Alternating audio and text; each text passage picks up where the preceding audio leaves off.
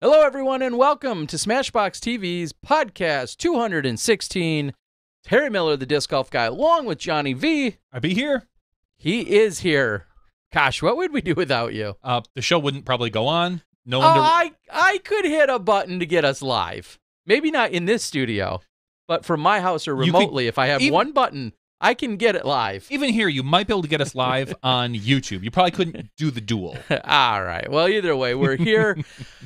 Ready to go. Looking forward to a super good show tonight. I think for the first time in weeks, we're going to have the return of Dynamite. We've missed him so much. I can't even imagine the type of facial hair he has at this point. Big and burly, maybe. So we're going to have Dynamite. He's going to rejoin us actually in just a few minutes. We'll catch up with him. I believe shortly after we have Dynamite, we're going to have our two-time United States disc golf champion in Paul McBeth. Seriously? Yeah. Hey, Paul McBeth? Paul. I thought we were going to go with the McBeth that actually... The real superstar? The real superstar that everybody loved from the USDGC, Hannah McBeth. That would make sense. I mean, maybe at some point she should push him out of the frame and, we'll ask her some questions. She knows what she's doing. I mean, somebody performed well all the rounds that they were.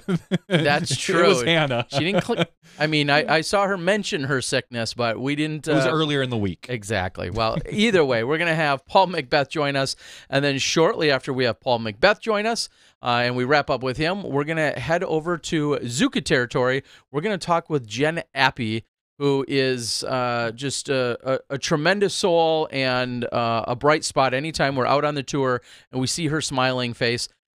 Maybe a little bit of bias. Every time we see her, she is always benefiting disc golfers in one way, shape, form, or another. And tonight, that trend will continue. She's going to talk to us a little bit about the Throw Pink initiative, along with the Disc Golf Pro Tour, along with Zuca, some involvement, and some great causes, and how us as disc golfers can have a little part in raising money to help contribute to some great causes. And speaking of which, speaking of great causes, I failed to log in recently to double check how much money both you and I own, and hopefully hundreds of others out there owe for the birdies that were. We'll check it out at some point tonight. All right, we'll get back to you guys with that and see how much our pocketbooks are going to get impacted. At one point, Paige Pierce had texted me this week, and she said, "You get ready. I'm going to hurt your pocketbook tomorrow with some birdies." I'm game. I'm ready for it. So super glad to do so. So episode 216 with a large emphasis talking, of course, about our United States Disc Golf Championships that just went down. I think it should be pretty good. Do we have Dana lined up? We do. Is he ready? Is he out there? I hope so. All right. Well, if he is, I say we bring him on. Let's get right to him.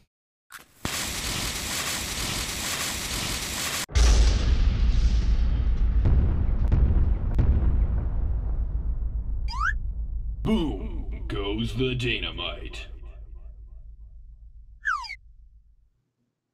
Dynamite, buddy. Wow. Wow. I have dreams that I could grow facial hair like that. You're a lumberjack. You could literally acquire and assemble and paste together all the facial hair you've ever shaved off in your life. And I don't know that it would match what Dana has on his face right now. That would be tough. It would be close. Hey, buddy, how you doing? Speaking of sickness, is everyone healed over at the Vicich house? What's going on? Oh, man. As you guys know, with kids, it can run through. But I'm pretty sure last week I had strep throat or the flu. Strep throat? Yeah, after getting Edith's diagnosis on Saturday of strep throat of the butt or strep butt, I'm assuming I might have had strep throat. But I didn't leave.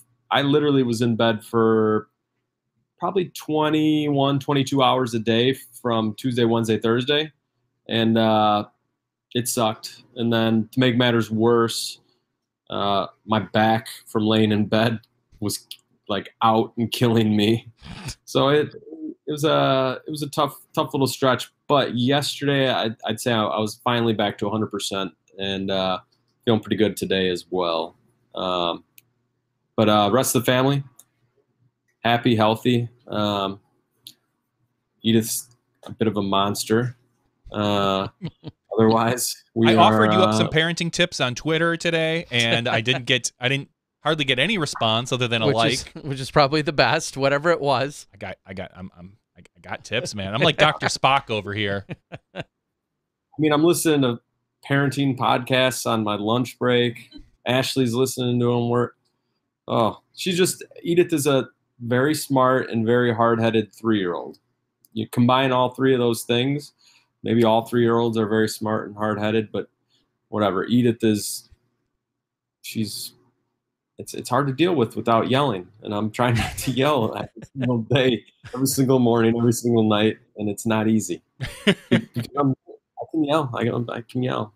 Yeah, you got to kind of use that dad voice sparingly, because if you yell all the time, it just becomes a drone. You got to use it just once in a great while, where when you do, it strikes the fear of God into them, where they look at you like, uh-oh, we got trouble. Daddy mad.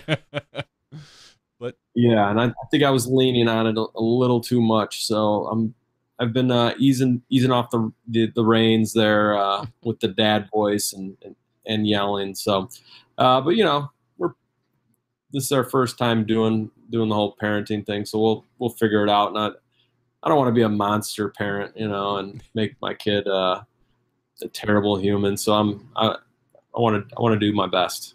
So that's what my lunch break consisted of today, and I'll probably be listening to more tomorrow, because what can it hurt? Well, Dana, amidst all of this and all of that, I mean, if there's a time to be bedridden and possibly find a few hours to take care of your family and or consume some disc golf, it seemed like over the last week or so might have been an all right time to do it. What did you consume, and how did you consume it? Yeah, so by the time the event started, I was in bed. I was so sick that I was hardly following along. Usually you can tell on my Twitter I'm pretty active during these big events, making guesses that never happen and saying, look out for this, look out for that, things that never, stuff that, worthless. But I couldn't even muster myself up to that. But I was following the scores, and I took in the scores the first 2 days because that's what we had. And then from there, I caught some of the live on Friday and then also on Saturday. But we ended up going to the park for the final push. So then I did watch the Jomez version of the final round. So I took in, from UDisc Live to the live broadcast, hole 17, and then Jomez. I caught a little bit of everything, and I enjoyed following it along when I wasn't, in the fetal position in my bed.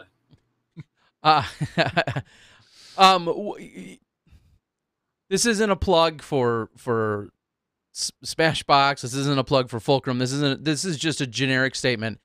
This weekend, as obviously we are so usually knee deep in hosting or providing the live coverage, but this weekend I was thinking to myself in a very unique perspective that I don't get to have too often. How in the world are you even a remotely serious fan of disc golf and able, with that being said, that qualifier, how in the world are you able to wait until the next day to find out who a major champion is at an event? It just really, honestly, it blows my mind that there are, and there's thousands of people that can do this, that say, I stay off social media, or I go on social media and then I complain about spoilers, whatever, but that stay off of social media, that stay off YouTube, that wait, and they diligently wait until the next day to find out who which champion is crowned at a major. I cannot wrap my head around that. And if we didn't have live, I would say the same of watching it via UDisc or watching it via a Twitter account or whatever mechanism is being brought to us. I just can't imagine saying, yeah, that's cool. Tournament wraps up at 5 or 6 o'clock on Saturday, but I'm waiting 12 plus hours or any amount of hours before I find out who wins. What am I missing, Dana? That stuff's not for me. And actually, at the end of the Jomez video, Sexton and Germ are talking, and they're thanking everybody. And Sexton says, thanks for coming in to, watching live. And he's like, well, I mean, we're, the next day, but that's basically live. I usually find Sexton to be pretty funny, but that was just, it was like, dude, that's not that. I don't know. No? You missed. I don't know. It was a misspeak, and then trying to make a joke of it. I was just like, man, I really prefer to, to take in these events live, because it's just like thinking back to Worlds. It was just so much. It was so exciting watching it come down the stretch, and then unfortunately, I can't comment on what holes were covered live through hole 17 for the hole 17 coverage. I know that a lot of they were covering quite a bit of the final round up until that, they kind of hit that dead spot area where they then cut back and do some interviews and some other stuff. How many holes were shown live there down the stretch? Well, down the stretch, I was going to say out of the 18, I think they missed 5 or 6 holes out of the 18. Yeah. But ultimately, and I know we'll probably get into a little bit more of the live coverage later in the show, kind of breaking it down from our perspective, but I thought that they covered the lead card very sufficiently. Like, there was no, they for the most part let you know what was going on, and it was. I was actually a little surprised how much lead card action there was. I really thought that we were gonna see, it was mostly going to be hanging around hole 17 and with the videos, and then maybe cutting in here and there to the Hannah interviews or some footage. But they relied heavily on the live and the actual live coverage of the lead card, and I thought that was great. It was a nice, me being a hardcore disc golfer that likes to watch disc golf, for my money, I would have loved to watch the whole thing, live straight through. That would have been perfect for me. But they went out and put out a different product, and I thought it was good. It was enjoyable. But for my disc golf junkiness, I want to watch it live. But I didn't. It was fun bringing all the people that they brought into the booth and the interviews, and there's I learned stuff about disc golf and other disc golf initiatives that I didn't know about. So I thought it was good. But I was very happy with some of the extra assets or information that they were able to put out there. And I know Jamie Thomas has been on a message board or two, and I think he's kind of gotten the point, and he knows that maybe some of them were a touch long for people.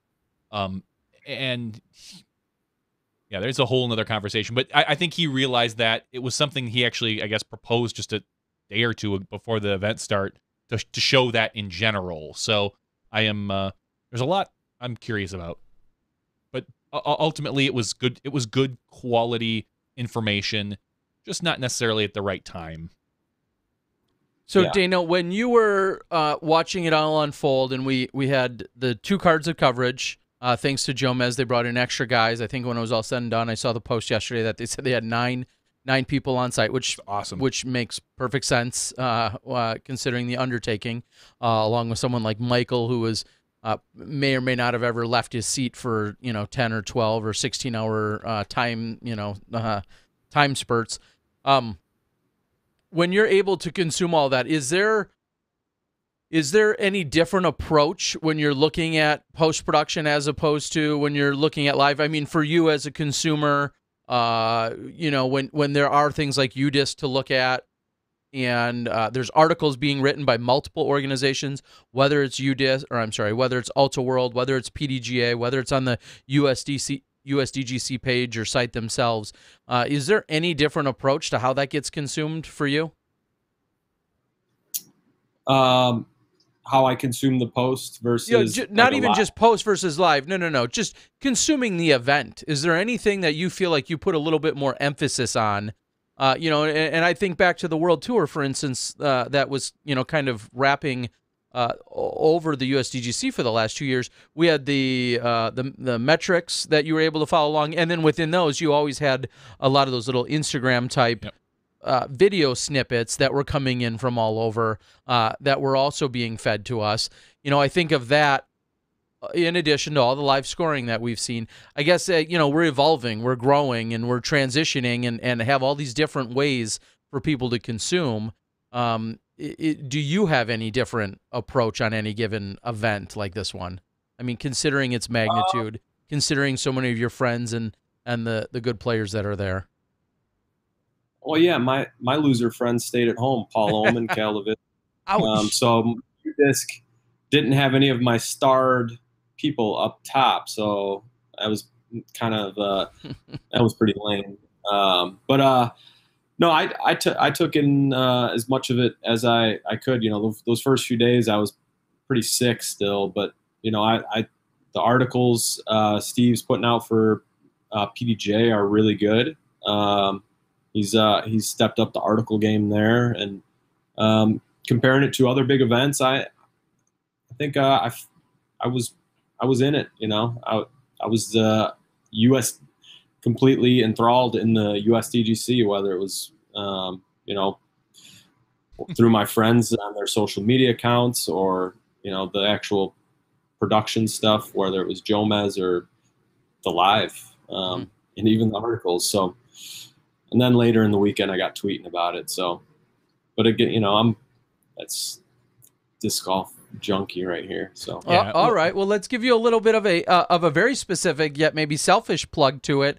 Your Disc Mania boys. I mean, obviously, there's huge aspirations and hopes for who is now our #1 rated player, tied for the #1 rating in the world, Eagle McMahon, who had a great opening to the season. Obviously, lots of talk about him, and then maybe even a little of a stumble that we saw at the World Championships, and then Simon Lizotte, who outside of his boyish charm and sweet smile, I don't think we heard or saw a word from really either of them this weekend, did we? I mean, Eagle ended finishing 6th, I believe, after a good final round that he charged for. Yeah, he started out slow and picked it up. So give us your Disc Mania specific. I'm gonna we'll give you a free Disc Mania plug here.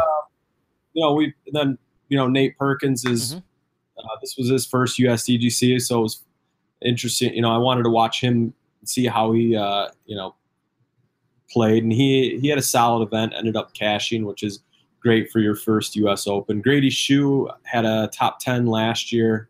He didn't quite follow up that performance this year. And then Colton and Bart, I believe Colton ended up cashing. Bart got in on the Monday qualifying. So yeah, I was happy to see Colton play well.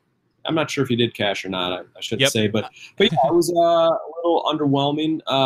You know, for the top dogs, for Simon and Eagle. I would say, you know, with Eagle, he was the best player in disc golf for the first 3-4 months of the year, and I think it just goes to show how hard it is to remain, you know, at the top of the game for that long. And he's still, even, you know, aside from his poor Worlds finish, I mean, he didn't play that great this last weekend at US, and still was on chase card final round, still finished in 6th place. But that just kind of makes me appreciate what, say, Paul McBeth did a few years ago, when he just dominated all year long. And, you know, we've seen like Ricky have this dominant season in the past few years, and then, you know, not necessarily finish it, you know, with the USDGC title. And it's just so hard to do it all year round. And it's kind of, you know, the ebbs and flows and about getting hot. And it seems like while Eagle's playing good golf, he's not on fire. You know, he's still popping off 10, you know, his ratings climbing, and he's still having great rounds. It's just, you know, putting a full season together is pretty difficult to do. And it does make me appreciate, you know, Paul McBeth's dominating seasons from years past, or even looking further back at like a Climo, who just, you know, destroyed all year round. How hard that is to do. And Simon, yeah, he I think after he, my guess is, he got his European title, and then that was kind of the pinnacle of this latter part of the season, and we haven't really seen him come out and play some really great disc golf that we know he can play. But again, with the whole ebbs and flows, ups and downs, maybe it's just that's how it is. He worked so hard for that European Championship, and then kind of has maybe coasted a little bit, or whatever the case may be. But that's just my speculation from here in Minooka. All right. Well, normally results are your thing, so let's talk a little bit about what we saw. And my first question, Johnny's pulled it up for us, but my first question to you about the results was, any surprises? Was there anything as you're looking at the top 5 or 10 or even in the top 20, is there anything that, like, any one maybe that, like, jumps off the page as like, that was maybe exceptionally good this weekend? Johnny, you want to quickly recap? Johnny's going to recap the top 10 for us real quickly. Read through who are in the top 10. Top 10, we got there's Paul McBeth, James Conrad, Kevin Jones, Nate Sexton, Ricky Wysocki, Eagle, Greg Barsby, Josh Anton, Double G, and Chris Dickerson. Okay. I don't think there's a single surprise in that top 10. Okay. What do you have any? How about you, Dana? Yeah, I mean, I guess looking at the top 10, one of my surprises is a name that is not in there, and that would be Seppo. Okay. Seppo was one of my pre-event picks. I thought that he had a really good chance of maybe doing something, getting on the lead card final round, if not being in contention for the victory. He ended up in a tie for 15th place with Joel Freeman and Steve Brinster. They were all at 14 under par, while Paul was at 34 under par. So, but aside from that, like you guys said, the top 10, like, there's no real big surprises. I did like Anton coming into the event, and then I was feeling real good when I saw he posted a 56 first round, but then, just wasn't able to follow it up with rounds 2 and 3, which really were the difference, because he opened up with a 56 and closed out with a 59 and 10-19 and 10-37 in between on rounds. I mean, even that 10-37 isn't bad. It was really his second round. I mean, McBeth won and shot a 10-31 rated round. Josh had those back-to-back 7s, I believe it was, during the second round, that just absolutely it took all the air out of his sails, and that is very difficult to recover from. And he shot a 66, and that's not an acceptable number if you want to take top 5. You need to keep everything 60 and below. Yeah, most definitely. That was a bummer for him. Man, James Conrad. He continues to impress. Just, if you watch that final round, him coming out, jamming those jump putts on 2 and 3 was just amazing. And then for him to kind of slip up and kind of fall off pace and come back that final round was incredible. The whole final round was incredible. That was a lot of fun to watch. But Kevin Jones, that I'm not surprised to see his name up there after, it seems like he's gotten a lot of hype this year, and well-deserved hype. And, really it seemed to start last year at USDGC when we saw him on the lead card for, I think he ended up only being on the lead card for 1 round last year. But it's still, I don't want to say I'm surprised to see either of those 2 names up there, but I didn't have those, and they weren't in my list of lead card final round guys, and there they were contending for the win with Paul. Well, But and I think interesting to follow that up real quickly. Just a great. I'll paraphrase the quote regarding Kevin Jones and running at his putt on hole 17. He ran at that putt and went out of bounds. And when he was going for the birdie, and I think he walked away with the 4 or the 5 or whatever it was, he just basically said in his quote in so many words, like, yeah, I could have laid up and I could have maybe been playing for second, but I wasn't playing for second at that point. It was all or nothing. Second doesn't change your life. Yeah, exactly. First at this event will change your life as a pro disc golfer. Nobody remembers second. Yeah. Yeah, So and I was a little surprised at his drive on 17. It was I would call that a misfire. He didn't hang that, whatever that really overstable putter is that he forehands. I felt like that left him a little bit out of position there. What do you guys think? You talking about for Jones on Kevin? On 17. For Kevin on 17, it was funny. We were sitting in our buddy's basement and we watched it, and I just kind of thought, all right, he played a little safer than I thought he might play, is all it kind of came off to me. And yeah, that's what I'm saying. I was surprised that, whether it was a misfire or do you think he was trying to play it that safe and get on the green? I don't think Kevin Jones plays safe, so that's why I don't think he meant to play it there. Whether he just, let go of it a hair early and or the wind, maybe the wind picked up just a little bit because we saw it was a touch windy during that particular last final round. And then we were sitting in the basement and Terry's like, oh yeah, he's, we were talking and I said, yeah, just wait until he goes out of bounds here on the putt. And sure enough, because we all know a couple holes prior to that, he ran at some really big long putt and hit the top band that had he missed, he would have been 100 deep and out of bounds. I think it was like 13 or 14 or something around those lines. And sure enough, you just watched him blow past it. And at that point you thought, all right, well, this is Paul's. There's nothing Paul can do now to really get himself in that much trouble at that point because Paul was on the island. Yeah, and I'm good with just finding the island. I mean, there's so much trouble that can be had there. I don't care if you're kissing the hay bales, just short of 18.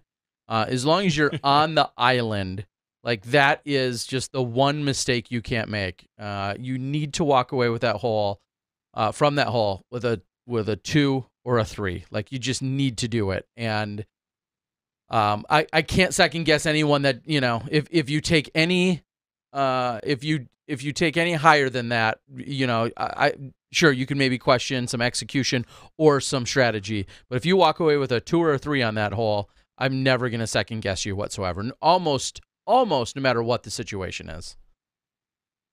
Yeah, but he needed a 2. So I hear you. You're right. He needed the 2. So who knows what? Again, we all know Kevin Jones doesn't like to take pars, and that's very true. That's all I could tell that Climo listens to us because Climo was saying that as well. But ultimately, he must have just let go of it just a hair soon on that forehand. There's no other answer because he's going at that basket.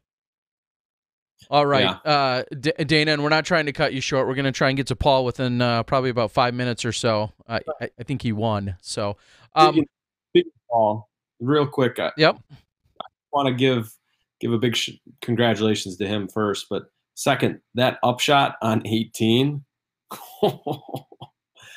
That, excuse my language, that was badass. Because he was out first, so. I was wondering. I wonder who's out. James, who's going to be out, James or Paul? Who put the pressure on who? And when I finally got around to watching it and seeing that it was Paul that was out first and absolutely parked it and slammed the door shut in front of. Didn't even give James a chance to think about birdieing for the win. That upshot is so hard, and Paul, after a long weekend, a long round, being sick, to dig deep and to put it under the bucket was unbelievable. And is that as clutch? I mean, to use the term, is that as clutch as it could possibly get? Yeah, absolutely. I mean, coming off of 17, that's like that, one, just clutch moment after clutch moment down the stretch for Paul. But like that throw on 18 he made it look pretty easy, and that's so hard. That is Your footing is awkward because you're usually throwing uphill. So when you throw uphill, you tend to let go of it a little sooner. And if you let go of it sooner, you're in the brush, and if you're Probably lucky, OB. Probably OB. If you're lucky, then you're kind of pulling a little straddle out. But more than likely, you're going to be out of bounds, or you're going to tank it hard left and lose your disc in the water. It's more difficult shot than you imagine. Between that one and his final shot on hole 5 on the day 3, where it was like a 440 foot shot. Yeah, that white destroyer that he just pinned. Yeah. Like, it was a beautiful throw if I've ever seen a beautiful throw. We've seen people throw far, but that was one that I sat and my jaw hit the floor. I was in disbelief how close he got it. Yeah. When you, on hole 5, when you have to bust out a destroyer to smash it over the water on a flex line like that, from being up high near the tree, like, that is such a hard shot. And I've thrown that shot, and I've thrown it well, and I've also thrown it in the water. It's so hard up there. And then while we're talking about that area on hole 5, Sexton's upshot was pretty nasty. That final round, where he was under the trees and had to smash on a forehand, put it in the circle. Terry and I were at a wedding on Saturday, so we missed like the first maybe 9 holes or something like that. We were kind of we were sitting in church next to each other at a wedding, and Terry every once in a while would pull out his phone and we would look at scores. And then at one point, Terry just put on the event after kind of most of the to-do was done, and we were all just sitting around waiting for them to kind of hurry it along at the wedding. But so I didn't see that. I'll have to go back and take a look at that on the Jomez coverage. Yeah, I mean, and we could talk about the round and all these great shots and everything, but it was a heck of a show they put on, those players. And then for Sexton to be back in it 3 stroke, I think he was down 3 strokes with maybe 6 or 7 holes left after, kind of losing his way there on the front, just to hang tight there and then finishing 4th. Just an incredible watch.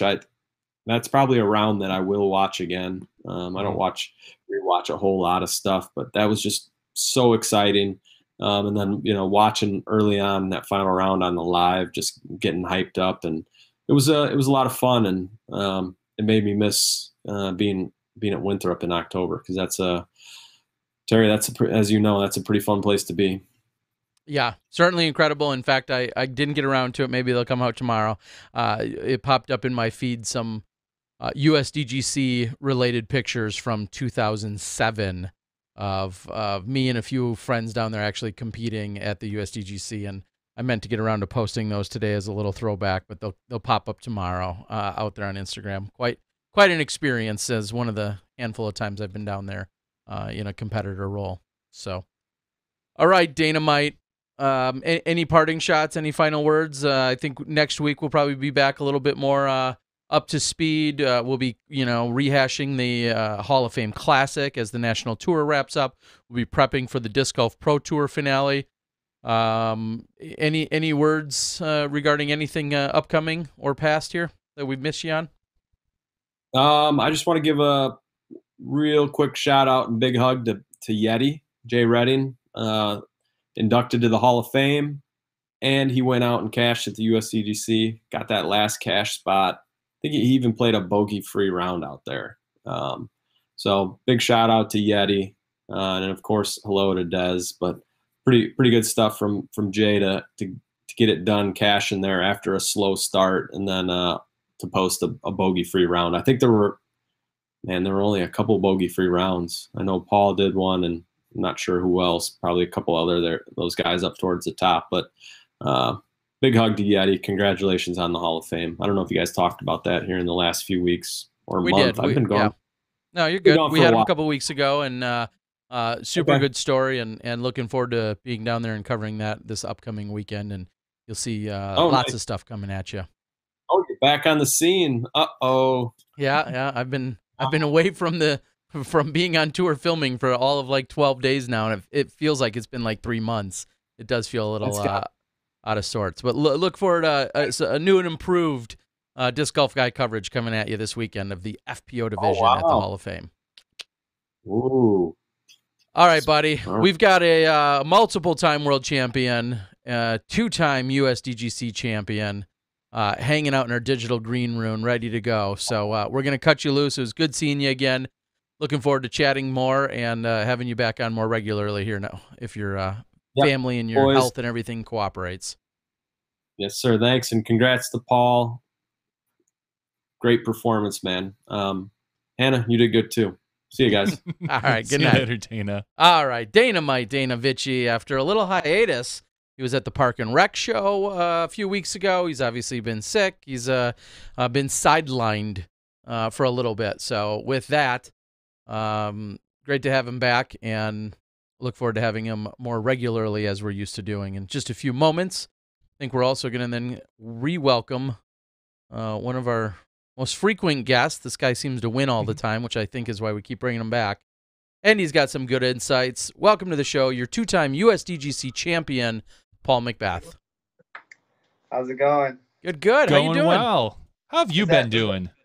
It's yeah. hot. That's all I know. So first of all, I just want to say thank you. I know I reached out to you, yesterday or the day before, and I told him right after you walked off the course. I said, message him. Well, no, I know you've been, we'll talk about a little bit about your illness and where that stands, but then, you said you didn't have all your AV equipment, and you may or may not have good Wi-Fi, so we do appreciate you, of course, joining us. I know all the Smashies out there really appreciate it. So let's start with your health.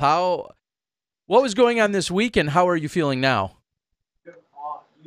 I have no clue what it was this week, but it started in my throat, like deep down in my throat, like not just like a sore throat, but kind of far down there, and it kind of just kept moving, and then eventually got to my lungs, and it started like day 2, but then day 3 it really started hitting me and kind of just all up in my head, kind of took my focus away, congested me.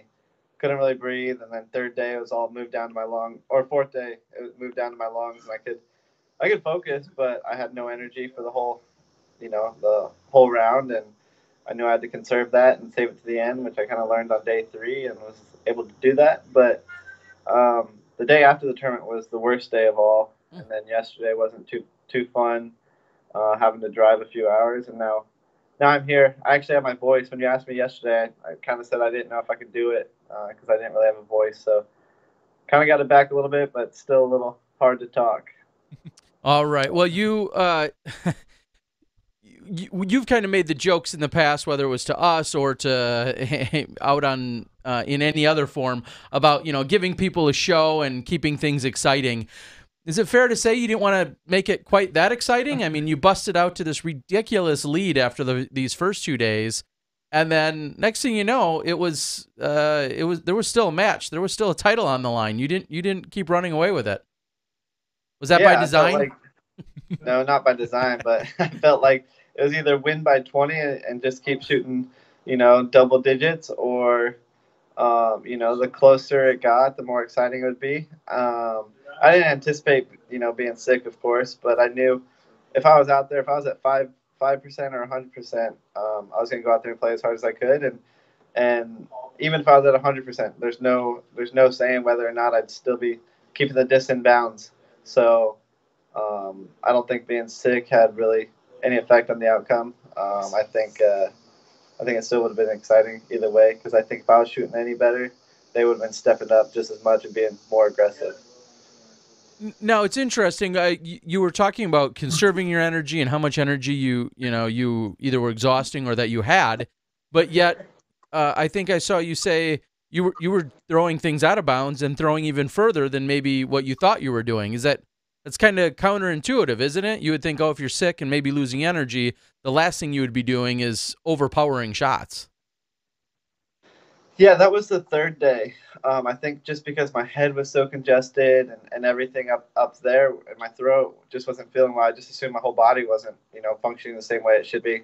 But I was really throwing the disc farther than I anticipated out there, and was usually making my mistakes long. But then day 4 came around, my body was physically exhausted. So that was kind of where I knew it was going to be a little bit more difficult. But I knew if I just waited, just played a waiting game, and didn't get upset at any mistakes that I made, I'd still have a chance right there at the end.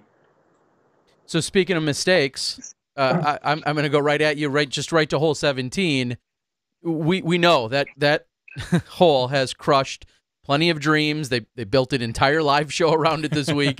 Hole 17 is famous and infamous, and whatever descriptive words you want to use. But you walk up to hole 17, it feels like you can just about close out the whole tournament with possibly a birdie or a par. And walk us through, I don't even want to jump ahead and guess anything. Walk us through exactly what's happening on 17 for you.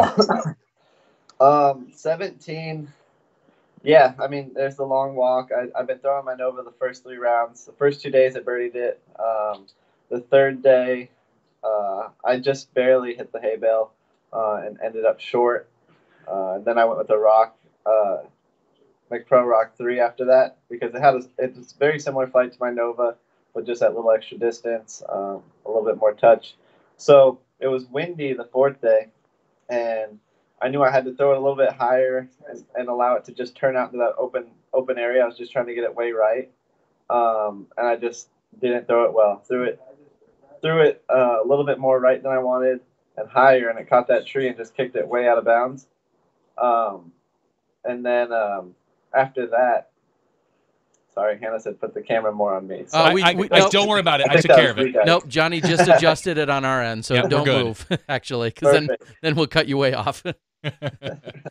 And then, so threw the Nova just too high, caught that branch, but the wind kind of made the decision for me, because the rock I would have had to throw very similar, and I didn't feel like that was the best decision there. And I kind of knew I had both shots in my head, the rock and the Firebird, but after seeing what happened with the Nova, it just instantly made the Firebird my choice. And then stopping and kind of thinking back to hole 13, I threw that same shot very well on 13. I just had never been over there, so I didn't know the distance. But after playing 17 so many times, I knew exactly how far I had to throw it.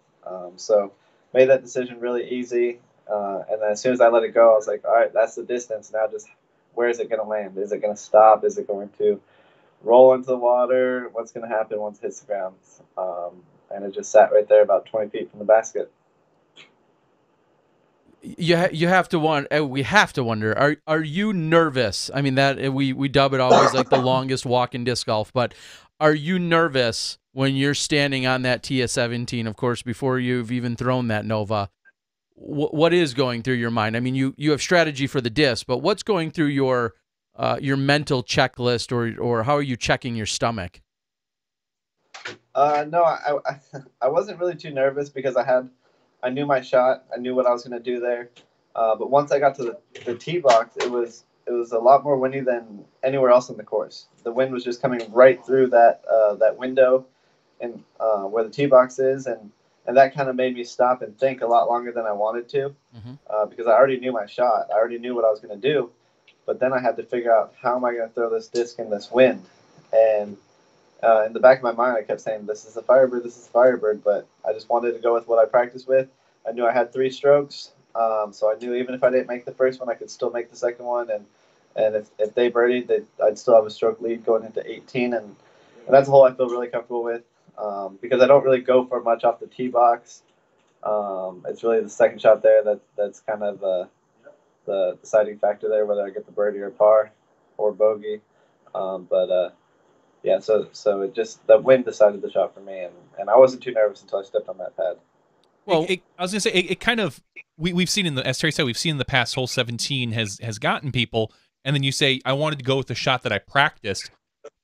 Don't you practice both shots? I mean, don't you think that, because we've heard Johnny McRae say the same thing. Someone's like, why didn't you just lay up? And he's like, I never practiced that. Is that, do you have enough time on that course to be able to practice the 2 or 3 different styles of shot you may want to play at that crucial hole? I mean, there is time to practice all those different shots, but you only have so many discs that you come with. If you make those mistakes, to where you're throwing the sidearm and you throw it too long, that disc that you threw in the water could be way more important on other holes on the course than just 17 right there. So I mean, I practiced the Nova. I felt very comfortable with the Nova. I practiced my rocks. I didn't throw the Firebird at all. I threw my AVRX3 because that's one that if I lost is pretty replaceable. I don't throw it anywhere else really on the course. So, but I didn't practice it in that wind. There was no wind in the practice, so I didn't get that opportunity. So if it was calm, I probably would have thrown the AVRX3. But with that wind and that Firebird was way too important to lose in practice. So I kind of just held off until the tournament. Talk a little bit about not only the practice, but just the conditions that week. I mean, obviously we've seen this shortened due to hurricanes. We've seen it some really just ridiculous rains and storms come through that didn't shorten it, but still came through. From what we could tell, it was really hot and sunny and almost no wind all week. Is that kind of what you by Tuesday or Wednesday, or by Monday, Tuesday, is that what you guys were planning throughout the rest of the week? Yeah, it was the same all week. It was 80s to 90s, mild winds, a lot of humidity, but it was just the same almost every day. It was actually weird waking up the final day and seeing it was gray skies. It kind of threw me for a loop, but same weather every day. I think first time in a long time that they've had that kind of weather there all week, and all that good stuff. So the course was still wet though. I mean, that hurricane that rolled through there weeks prior, or a week prior. I don't remember how early, but it was still wet from that. But the weather was great, so it was fun to practice in and get every practice day in. Any changes, whether it was from the caddy guide or from a strategy? Were there any significant changes out there? I mean, I know hole 9 was, of course, talked about quite a bit, and we saw a lot of really mixed reviews on that. But any outside of maybe even hole 9, I guess that's an obvious one. Outside of that, was there anything else that really struck you? And also, what did you think of 9?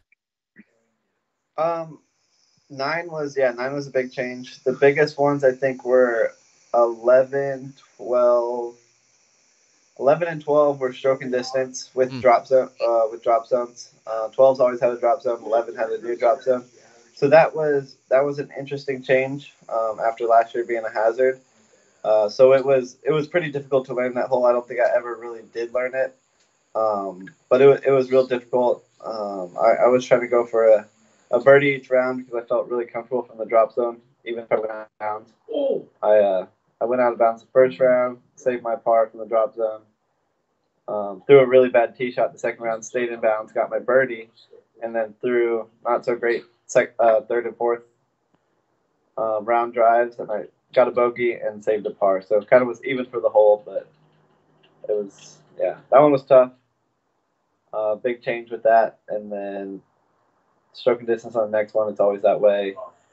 But hole 9, I don't know. The triple island thing is kind of gimmicky. I think it's like that with all triple island holes. But I think they can change that and still have that little short area. I like the drop zone idea. But if they just make that one big island, I don't think it has to be 3. Be a little bit more fun to play. But yeah, okay. It was a better change than last year. So okay, so you like it? You liked it better than what it was the previous year. You like the position of the pin, not so much just the fairway. Yeah. But I mean, I think it was a good hole years ago too, when it was up on the left in that little brick thing, but I'm pretty sure they just tried to move it away from that road. Yeah. So. Yeah, it gets a little bit congested and kind of crazy over there. So today, we'll sidetrack just for a moment. Today comes out the brand new ratings.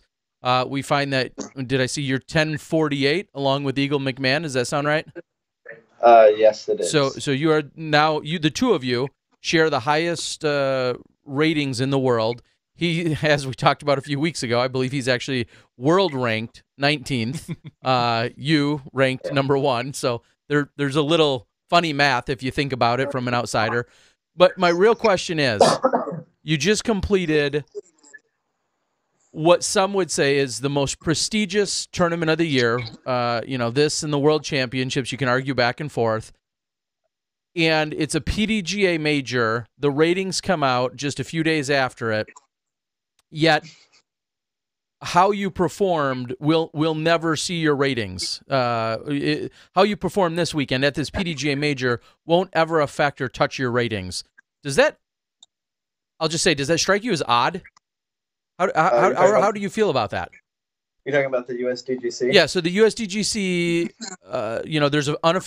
there's ratings that are listed online for the PDGA, and we've referenced them already tonight, but they will not ever go into your actual professional rating as a player. How do you feel about that? I think it's weird. I know previous years, I wasn't sure if this year was the same way, but it's probably because of the stroke and distance stuff, right? Yeah, that's correct. 17, and then the other holes you were talking about with stroke and distance. I think the PDGA has put down a hard line saying that this isn't what.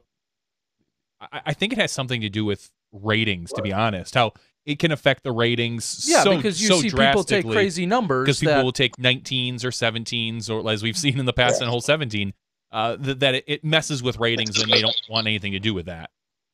I think it's dumb that they even put them out there if that's what they're going to do. Like, why put them out there if you're not even going to use them? So yeah, that's an interesting point. We look at them, we reference them, and I don't want to say they're irrelevant. I always say they're a snapshot in time of what, how it looks like the players attacked the course relative to the rest of the field. So I will stand by that statement, but you're exactly right. Maybe at this event, other than a talking point, and even that, it might be kind of a moot talking point because they're, I don't know if the term's inaccurate, but they're not used. So I just find it interesting, and it's too bad because I would think someone like yourself, we look at world rankings, we look at your ratings, and then here we are at, like I keep saying, one of the most prestigious events of the year, and it's not included. Something seems off about that. Yeah, so they use it here, but I'm curious if they use it in the world ranking system. They use the event, results, I believe, in the world ranking system, but they, so where you finishing finish, position, but not necessarily any of the ratings from it. So gotcha. Yeah, because I know we have a world ranking rating too, which is different than our PDJ rating. All right, now you're just blowing my mind. Yeah. All right. So, sorry, we'll segue back over to 18. Walk us through 18. This is what you need to do to close it out. And I'm thinking about where Conrad lands and what you need to do. Kind of walk us through 18. Yeah, 18's an interesting hole. You can go for distance, or you can leave it shorter, or you can try to test that Mando and keep it high right to give yourself a fairly short second shot. But my shot's always just been take my rock and put it as close to that flat spot as I can. That's not too far from the tee box, maybe 340 feet from the tee box, I'd guess. And then just go from there. Get my footing right.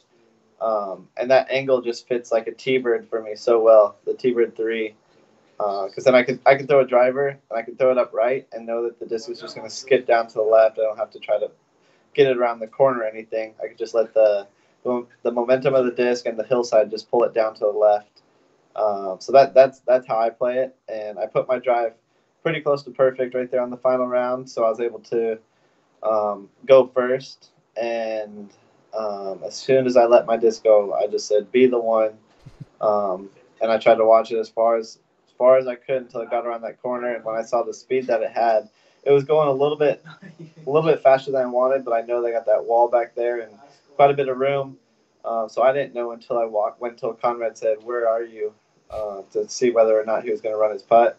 And he asked if I was the green one right next to the basket, and I had to double take to see that it was it. And when I saw that, I knew it was over. Yeah, it was tough from the live perspective where the camera was. They were back, and obviously it shoots down, so it had skipped.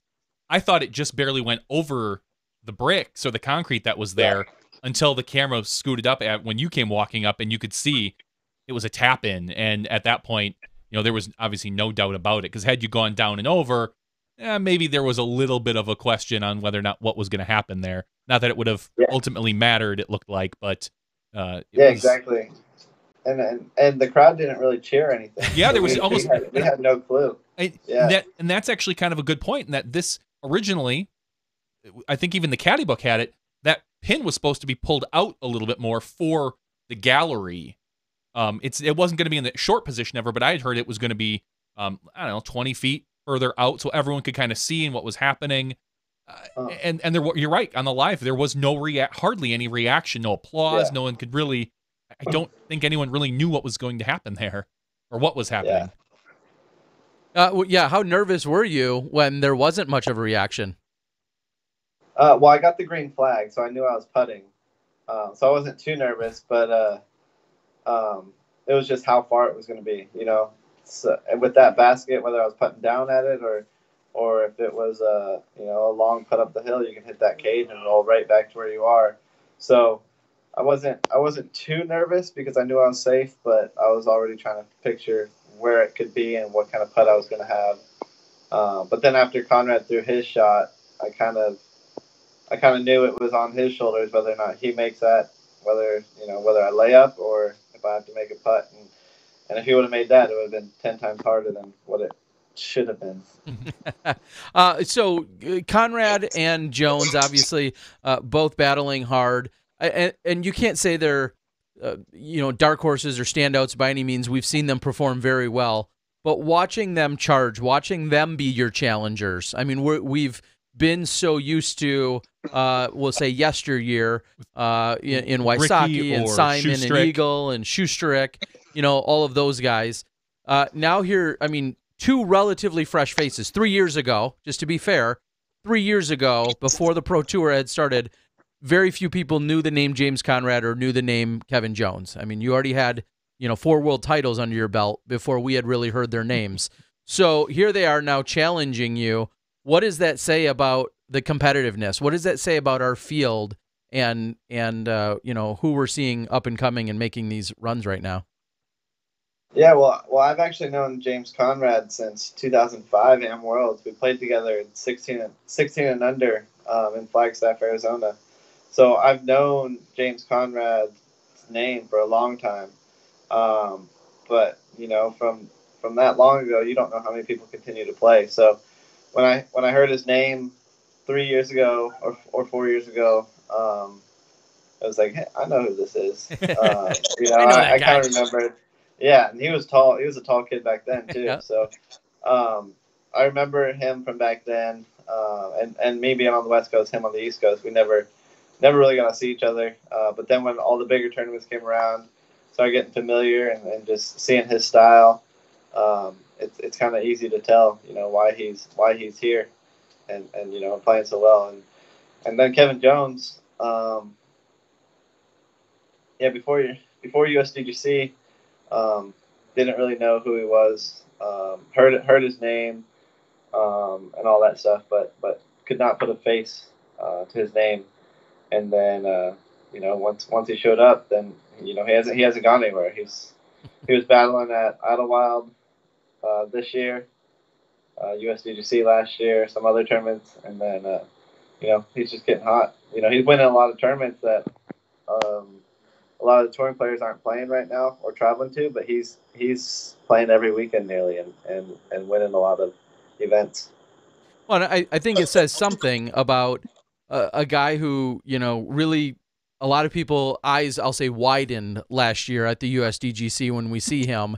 And like you said, he kind of has flown under the radar. And then here he is this year, very much challenging you for the, and challenging everyone for the USDGC win in 2018, and just to see that progression in such a short period, clearly that's not the last we're gonna see or hear from him. I asked Dana this question, and I think we arrived at the answer. No real surprises as to who else was in the top 10. Any surprises who maybe wasn't in the top 10? Any finishers where you were like, wow, clearly this person, maybe had a rough week or had a few tough breaks. Any names that you were a little bit surprised by that maybe didn't perform where you would expected? I have no clue where anyone finished anywhere. Okay, yeah, So it doesn't matter, right? Yeah, I didn't think you. I don't know. I didn't think in your condition you really examined a lot of the results there. Yeah. There was a lot of talk after the event that you looked wiped, just flat out. Like I know the Ultra World guys talked about it. I saw one other, I think, one or two other posts from people on social media, just like, yeah, Paul doesn't look so good. So no, I was not doing good. Yeah. After the third round, I went straight back. I walked in the door and Hannah said, "Oh my gosh, you are white, like, you know, you look like Johnny V. color." White. Yeah, you never want to be that color. You never want to be that white. Yeah, and I went straight to bed. Like, I went through 2 bottles of medicine while I was there, and it was not fun. And like even talking to you guys right now is like, it's still difficult. Like, I'm still like super hot and just not feeling that great. But and we're gonna let you get going here pretty quick, because we know that you have healing to do. You plan on playing this NT coming up? Yeah, I played yesterday and today. Yesterday was the first day since USDGC, but it's supposed to rain the next 2 days, so I don't really anticipate playing. So that'll be my rest days. That works out perfectly. And so, where are you? Are you down in the Atlanta or Georgia, Augusta area right now? Yeah. Played the new holes at IDGC. They're not bad. I was just gonna say, what'd you think of them? I mean, they've removed Turkey Gulch, which has been a center of a point of contention for a few years at that course. They've removed that, and Zach Schaefer, the TD, tells me that he's designed some new stuff out there. What did you think of the slight redesign we're going to see this weekend? Well, they took out a lot of short holes, par 3s, and they replaced them with a little bit longer par 3s. So like in between, I think 320 feet to like 460 or 420 feet, somewhere in there. 4 out of the 6 are good. One of them is a par 4. They admit that it's not that great, but it's a work in progress. Mm-hmm. They have more plans for it. Just isn't ready yet. And then there's another par 3 that I don't really like. But you know, I'm sure it'll break in time. But 4 out of 6 right now are good. Okay. What this is a generic question somewhat, and maybe pull from the whole you're referencing in your own head. What makes for a less than ideal disc golf hole in your opinion? What is something that you just generically are like, that doesn't do it for me? Is there anything in particular that you like you say, 9 out of 10 times I don't like that? Yeah, I mean, I think if you like the easiest one to reference is like Iron Hill. Like, as soon as you let your disc go there, you know if it's going to be good, and hey, maybe I can get lucky because it's not too bad. And then if it's bad, it's just bad. I think the holes that they designed there are tunnel holes, so you kind of let it go, and you know it's going to be good. If you feel like 6 out of 10 times it can get through this gap with a good throw, then the other 4 you just hope it gets lucky. I don't like that. I don't like just letting the disc go and hoping it gets through the trees this time. Even though you're hitting the fairway. So sure, okay. I just don't like luck. Where do you stand right now? I mean, the next 2 weekends, I mean, I know it's funny to say, we just wrapped up the USDGC. This weekend, we wrap up the PDGA National Tour, and then the following weekend in Florida, we wrap up the Disc Golf Pro Tour. 3 of, the highest level, most intense 3 weekends of disc golf, we'll see, and they're all back to back to back. Where do you stand over the next 2 weekends, and what's your approach? What do you mean? Where do I stand? Like, well, where do you sit in the National Tour rankings, Disc Golf Pro Tour rankings, all that stuff? Do you know where you are? I don't know where I am National Tour. I know I can't win, but okay. I think I could get top 3. I don't know. It's hard. I don't like playing after USDGC, so that's my feeling on this. So the goal next year is to have it won, so I don't have to play this one next year. Okay. Just take the 0, so maybe just have a 101 point lead going into the final one. Although great. I think they weighted a little heavier, so I don't. But anyway, I understand what you're saying. I think it just counts. I think it just counts. I don't think it's like 1.5 or 2, but they'll probably change it if that's the case, just so that doesn't happen. But yeah, I don't know where I'm sitting there. And then the DGPT finals, I won the points, but that doesn't matter. I just get a bye to the second to last day or something like that. Yeah. I don't know how it works. I just know I start Saturday. Okay. Yeah, so looking at the national tour, which, like I said, at the Hall of Fame wraps up this weekend, the Hall of Fame Classic, you're currently sitting in third. Eagle McMahon sitting in first, 386 points. Ricky, 373 points. And then you're in third at 337 points. Behind you at 318 is Drew Gibson, and Kevin Jones rounds out the top 5 at 315. So, yeah. So I think if I won the tournament, I don't know if it's weighted different, but if it's not, then I have to win, and they have to get like 20th or something. So, okay. So what's the solution, and maybe you just touched on it, that you would like to take off? Is the solution to have just no golf played the weekend after USDGC? Is that, would most of the touring pros, take that? yeah, I would like to be done, or like get at least a week off before that, and then just play one more event. But it's, I don't know. Like the Disc Golf Pro Tour would be fun if it's kind of like the Pro Bowl or something, because it's not really a serious event because it's a different format, but there's a lot of money added and you had to qualify, almost like getting voted into the Pro Bowl. So, and then it's in Florida too, so it's a nice little vacation spot towards the end of the year where it's starting to get cold everywhere else, but you can, go to the beach if you want. Yeah, and Seth from the Disc Golf Pro Tour, he's on the board. He says it does matter. You get a bonus because you won the points for the Disc Golf Pro Tour. So you will get a bonus outright for winning the points title. Yeah, no, I understand that. I'm just saying that. Yeah, no, I hear you. It doesn't really change what day I start or. Yeah. Correct. Yeah, because you're so high up there. And I'll ask Dad's Drunk or Darren LeMay out there. And I've seen this on the schedule because I think it's on my schedule. After the Pro Tour finale, Mike Barnett is going to be hosting the Monster on the Mountain. I saw your name on the list. Are you for sure confirmed to be playing in that as well? Yeah, Hannah and I are going to go there. We're going to Disney World after Pro Tour. So we're going to go hang out at Disney World. And I've talked to her about that course a lot. And she wanted to play the NT this weekend. But it just works out better if she just goes to Disney World and then we go drive the hour and a half there or something like that and play that one that weekend. So I've always wanted to show her that course and that property. And now we get to go to Disney World and do that. So it'll be fun to see that extended layout. And Disney World was planned pre-USDGC, right? That wasn't a bonus. Yeah, it was pre-Worlds too. Okay. Paul, is there? I know you're not feeling well. Is there anything else you want to share with the world out there? Is everyone still kind of basking in the mayhem and the excitement of this last weekend's event for you? Anything you want to share? No, just keep being excited. I got a year of this, so I'm gonna soak it in. What does it mean? What does number 2 mean to you? Yeah, what does number 2 mean? It means a lot. I mean, it's only a handful of people have multiple USDGC titles, and only 2 other people besides myself have multiple worlds and multiple US titles. So, just keep chasing those guys, and hopefully one day pass them both, in titles and majors and all sorts of it. Because without those records being set, there'd be nothing to chase, and you guys know how I like to do that. So. You like to have I wouldn't say a finish line. I'll say a goal.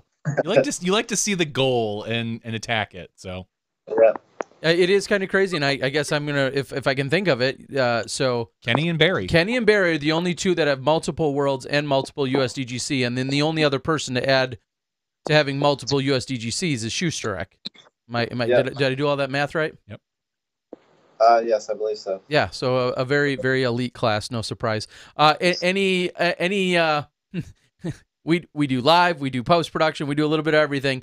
Any take on getting interviewed by your wife? Well, she almost fell right at the beginning trying to walk down that hill. So it kind of showed people how steep that hill really is. If you haven't been there, you don't know to be cautious walking down it. So, but no, it was good. I mean, she was practicing beforehand, and she was practicing all week. So I had a feeling if I was going to be in that winner's circle that she would be the one interviewing me. So just had to keep it professional and made it a little bit awkward, but we got to celebrate afterwards.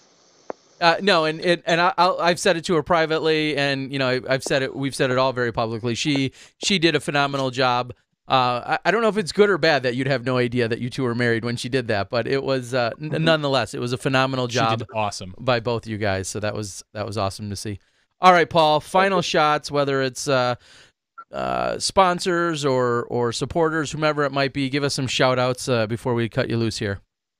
Yeah, thank you, Innova Champion Disc.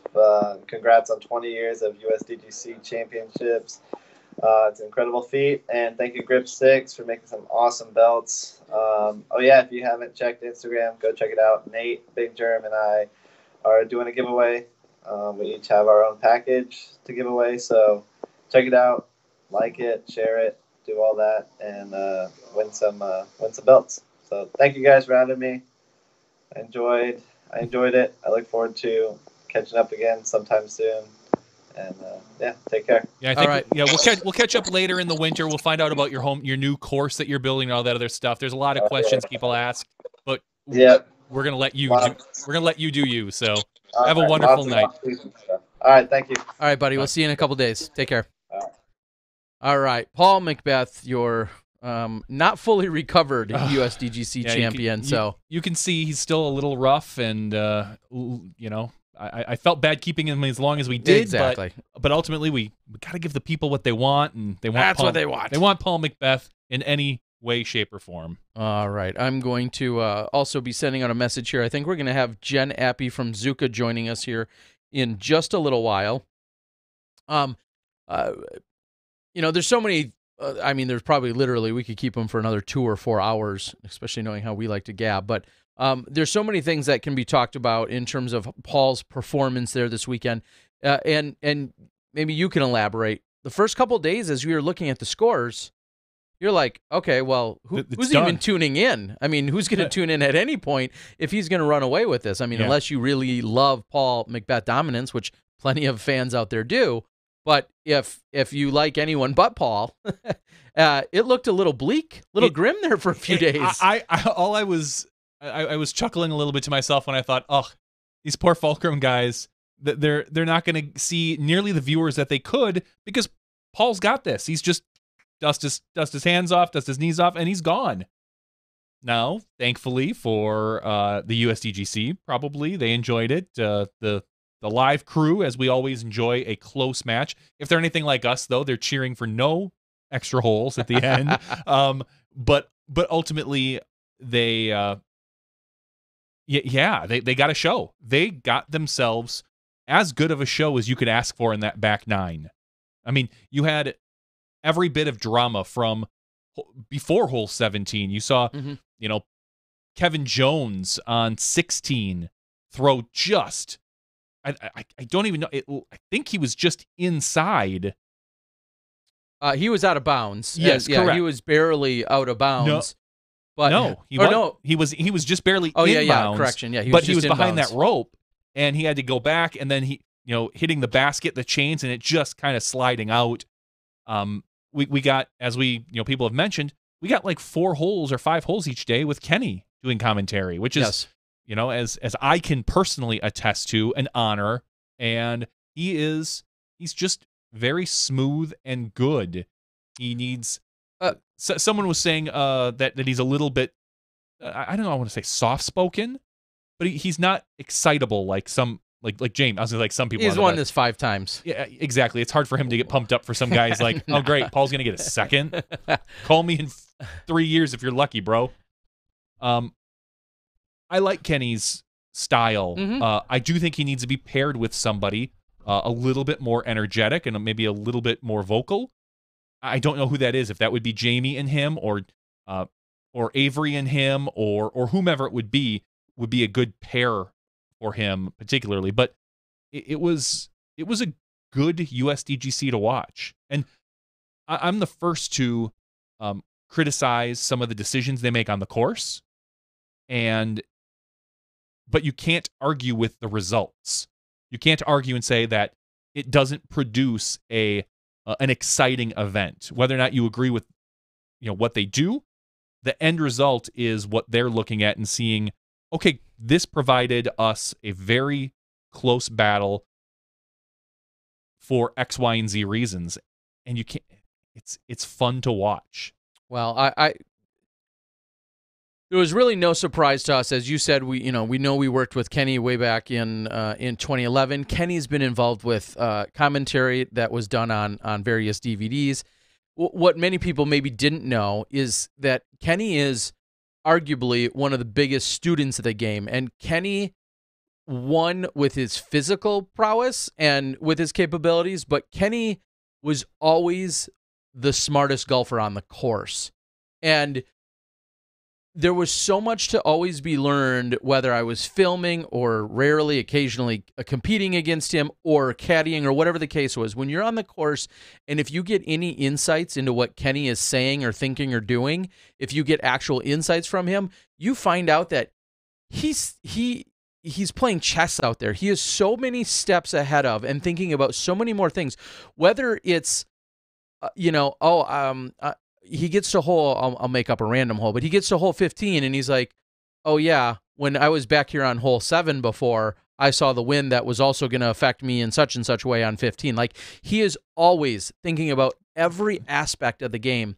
So to have him get onto a microphone and then further break down some of the things that can be going through a player's head, it's just really no surprise to me. He has always been. It was fun watching, and he explained it on hole 16, having him break down what the players were throwing, and him explaining that he's like, yeah, this should be right in his wheelhouse. He should be throwing a forehand here. And having Kenny explain, it's like, we didn't have that option when I was younger because the discs didn't do that. You have the new stability in the plastic. We all talk about how these guys didn't really have a forehand, and he explains, like, it's because it wasn't really an option. When you threw a disc, it flipped. He's like, we used to throw out with a big hyzer and let it, S out, or helix, depending on how old you are and what you want to call it. And so to hear him talk about disc selection as far as throwing a putter and watching it, you're going to get a lot more grab on this particular hole because of the grass at the tee, or the grass at the pin, and versus throwing a sharp edge disc over here where you're going to hit where there's a lot more dirt packed down. He knows courses when he played them so well. Like, he knew where to hit, what type of grass it was, how thick it was, whether he should lay down a roller based on the wind. He was a student.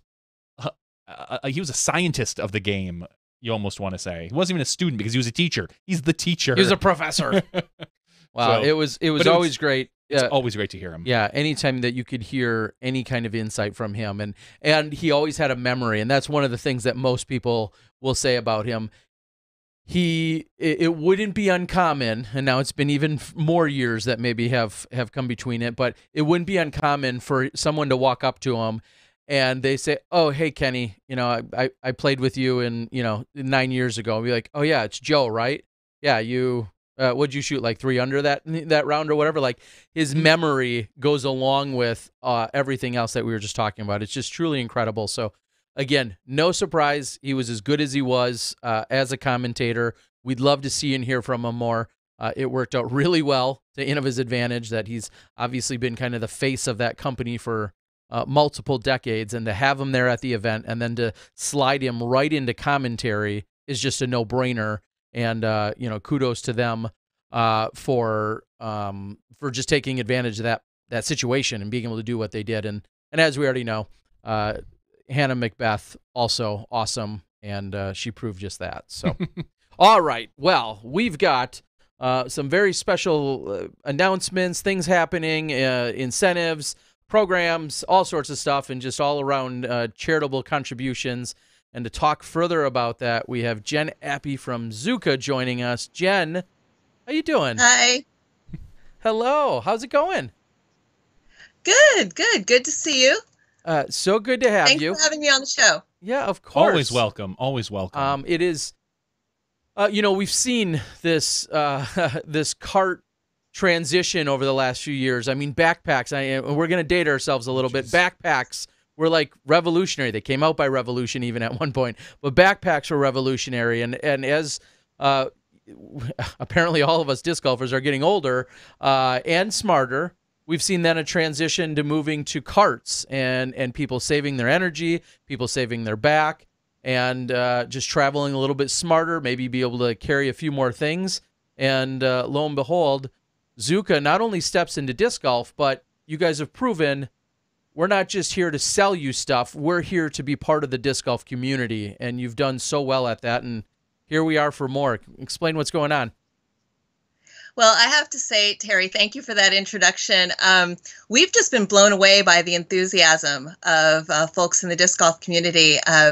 Across our businesses, people thank us every day for saving their back, for giving them a way to get their gear from point A to point B, to be more organized, to have a portable seat wherever they go. But I have to say that the disc golf community holds a very special place in my heart because you guys are so passionate and so enthusiastic and remind me every day why we do what we do. So thank you for being the enthusiastic fans out there. We want to do more for the sport because of who you are and what you all do and the way that you embrace us every day. And I think what a lot of companies don't, or maybe haven't experienced with disc golf, is it seems like the more they put in, the more the disc golfers tend to love them. And it makes sense, but with Zuca, we've seen so much of it. Well, we are blessed to be surrounded by inspiring visionaries who give us some really great ideas.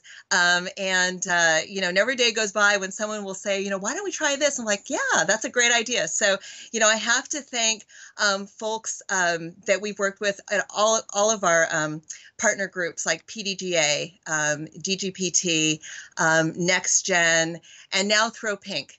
So I'll tell you a little story. So I first met Sarah Nicholson about a year ago when we were putting together our fundraiser for last year, Disc Golf Pro Tour Finals. And she was very gracious, very enthusiastic about what Steve and I were doing, trying to raise money for Breast Cancer Research Foundation. And she said, I'll put the word out and I'll let people know what you're doing. And it was amazing, the response that we got. Every year, so Zuca's been raising money for women's initiatives in October in honor of Breast Cancer Awareness Month for 10 years now. And so we do this every year, but last year, we raised over $4,000. It just blew us out of the water that would come from the disc golf community. So, we really were grateful to Sarah. We were grateful to the disc golf community for really partnering with us to raise money for a worthy cause. So when it came time to think about what we were going to do this year, Sarah's the first person that popped in my mind, and we had a couple of great conversations and came up with a couple of pretty exciting things that we're announcing this month. All right. And obviously, well, maybe not so obviously, explain the significance of this month, Throw Pink, all of the initiative and how they all tie together. Right. So October is a Breast Cancer Awareness Month. So we always tend to do something around women's initiatives, trying to support women's initiatives this month, mainly in honor of all the women who are our customers across all of our businesses.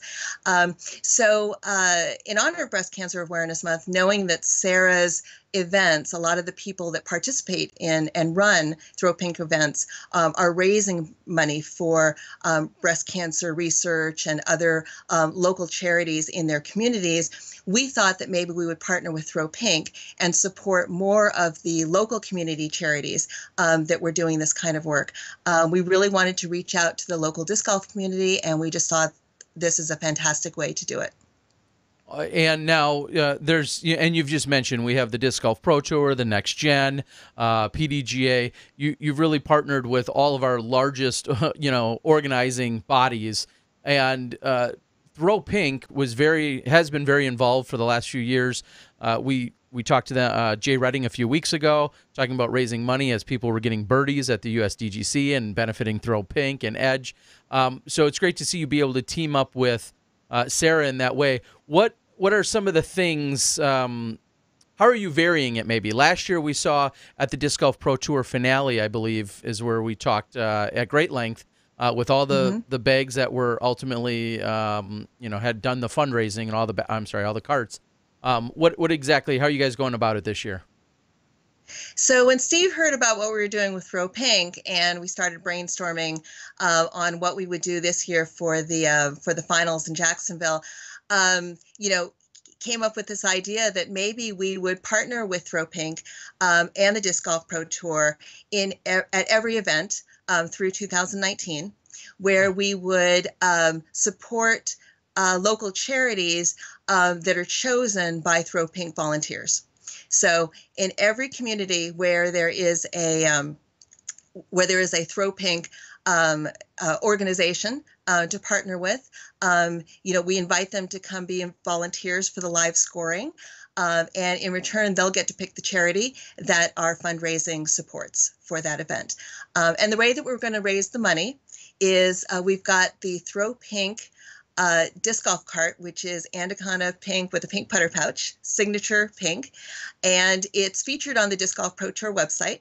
There are going to be 5 raffle tickets available for each of those carts, 1 for every event, and so 5 participants each will get a signed thank you card from everybody on the MPO and FPO lead cards for that event. And then the winner of the Disc Golf Pro Tour event will pick the winner of the cart for that event. So everybody who participates in the raffle, who supports what we're doing, is going to get a signed thank you card, and one will have a signature Throw Pink disc golf cart. Wow. And so just to clarify, and Johnny V is going to do his best, maybe we can even share some of this on the screen with you. So essentially there's 5 raffle tickets that are $100 a piece, and then one of those 5, obviously one ticket's going to be drawn, and the winner of an event is going to draw that raffle ticket, and then someone's going to win that basket, or I'm sorry, that cart. Did I just... Correct. Somewhat spit so that out? So we're going to start this. We're going to start this in Jacksonville in a couple weeks. So I believe that Steve is going to start selling those raffle tickets fairly soon. Okay. And I think Johnny V even has them up on the disc golf. So if you go to dgpt.com and you find the store, there's just a quantity of 5. No one's sniped one up just yet. There's only a quantity of 5 tickets available. So one of those 5 tickets will win the cart. I mean, if you want to increase your chances, you could just buy all 5 tickets. Support the cause, get it done with, and then you're guaranteed a winner. That's one way to do it. But that is available. And now that's what's going to be done throughout all of the events, starting with the finale this weekend, or I'm sorry, next weekend, but then pushing all the way through the 2019 season. Is that right? Correct. Right. Awesome. Very cool. What has been some of the feedback as you guys have continued? I know you're listening to the players out there. I know you're working with some ambassadors that are very heavily involved. I think of Jason and a few others. But what has been some of the feedback that you guys have been getting and then implementing as the carts continue to grow and evolve? Yeah, because we've seen different styles of carts now, from the junior cart to the larger ones with all the accessories. Yeah. What are some of those things that you've been hearing and you guys have been, adapting to? Yeah, well, the compact was our launch this year. The LG backpack cart was our launch last year. We've gotten a lot of feedback around accessories that people would like to see, maybe tweaks to the current accessories that we have. So we're taking a look at some of those ideas. We have of folks that have reached out to me that we get feedback from. So, we're getting a lot of good feedback on our prototypes as well. So it's very helpful to field test what we come up with, because, it might sound great in our heads, might look good on paper, might look great when we get it back from the shop. But until someone actually uses it and tells us that it's great, it hasn't met the sniff test yet. So we do a lot of field testing and a lot of feedback gathering. Well, I have to say, one of the largest wins of the year for sure, and I saw it at the World Juniors event, and then we saw it on the Disc Golf Pro Tour where they were exclusively debuted, was the smaller carts. I mean, those, what did I hear? There was maybe even an inventory issue at one point because you were selling them too quickly? Are you guys all stocked on them? Can people get them? Well, it was hard for us to tell launching a new cart, how much additional demand there would be. It's been a little tricky, and we're conservative. It's not cheap to build these carts, so we don't want to be wrong on our forecasts. And but at every turn, the disc golf community has just blown us away with their enthusiasm and their support. And so, a funny story about the disc golf. The compact disc golf cart is we just shipped some to Europe. And so Europe is starting to get the compact, and it makes a lot of sense for Europe just because, it's smaller, it fits in a small car, it's easier to travel with. They tend to travel and fly a lot between tournaments. So, we'll see how that product does there. Yeah, all I want to say is keep the feedback coming. We thrive on it. We listen carefully to what people tell us. We really want to hear what you have to say. All right. Well, and I'm just going to throw a little tease. You and I have had a conversation. I'm going to throw a little tiny tease out there. I don't want to step on any of the awesome Throw Pink initiative, but it looks like I'm going to be traveling internationally, and Zuca is going to be involved with supporting that. And we'll leave that for another show, and we talk to some of those gentlemen from overseas. But I want to say right away, thank you for supporting that mission and that effort as well, and looking forward to that trip as well, which, like I said, we'll talk about in a few weeks. Of course, yeah. Well, we expect you to come back with an accent when you come back from down under. Okay? I don't know. You're traveling overseas a few times. I don't know what accent you're going to come back with. Either do I. And will I be able to keep them straight, because I'm going to a few different countries. So we'll see. Are we going to see you? I know it was really fun and exciting at the Pro Tour finale in Jacksonville last year. We had the pro signing carts. They were just flying everywhere in order to raise money last year. But am I going to see you at the event in Jacksonville? Unfortunately, no, I'm not going to be able to make it this year. But I do want to give a big shout out to all my friends at New World. You all were very welcoming last year. You guys run a fantastic tournament, and I wish you a lot of luck in the next few weeks. All right. I also got to see you when we were a little bit closer to your hometown. We were at the new Pro Tour event in San Francisco this year. And yes, looking forward to returning to San Francisco. And you're coming back. That's if they'll have me. I mean, I have to say that about every city. Every plane in every city. I have to say, the library. Well, if you'll have me, we'll go back. So looking forward to it. Well, we're really excited to have the Disc Golf Pro Tour back in the Bay Area. That's going to be fantastic.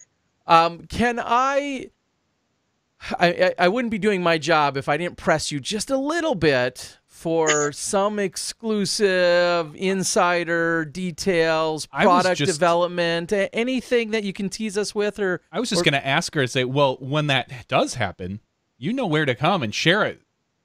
That's true. But anything, any tease you could give the disc golf world. I mean, again, the compact cart was big this year, and I'm sure we're going to continue to see that. But any tease for anything else we might see in the works over there? Well, I'm afraid I don't have any secrets to share. We've been really busy, and we've launched everything that we have. You've seen our new disc golf rack, right? Yes. That was a labor of love. Well, and I was just going to say one thing as I think about what you guys have is we're seeing a lot of customization taking place. And when people are interested in doing that, whether that is for a family or a friend or a loved one or for a tournament, what is some of that process if somebody's looking into some form of a customized cart? Well, I'm glad you mentioned that, because that is something that we're starting to explore a little bit more. We did custom carts for the amateur, masters, and pro worlds events. And, it was we were testing the waters. It was something that, Robert Leonard and Scott Reek wanted to try. And we thought, we're going to go for it. We're going to see how it turns out. And we got some really positive feedback. So, let us know if you think that's a good idea, because we could do more of that in 2019. It definitely is a capability of ours to do customization, to do embroidery, to do personalization.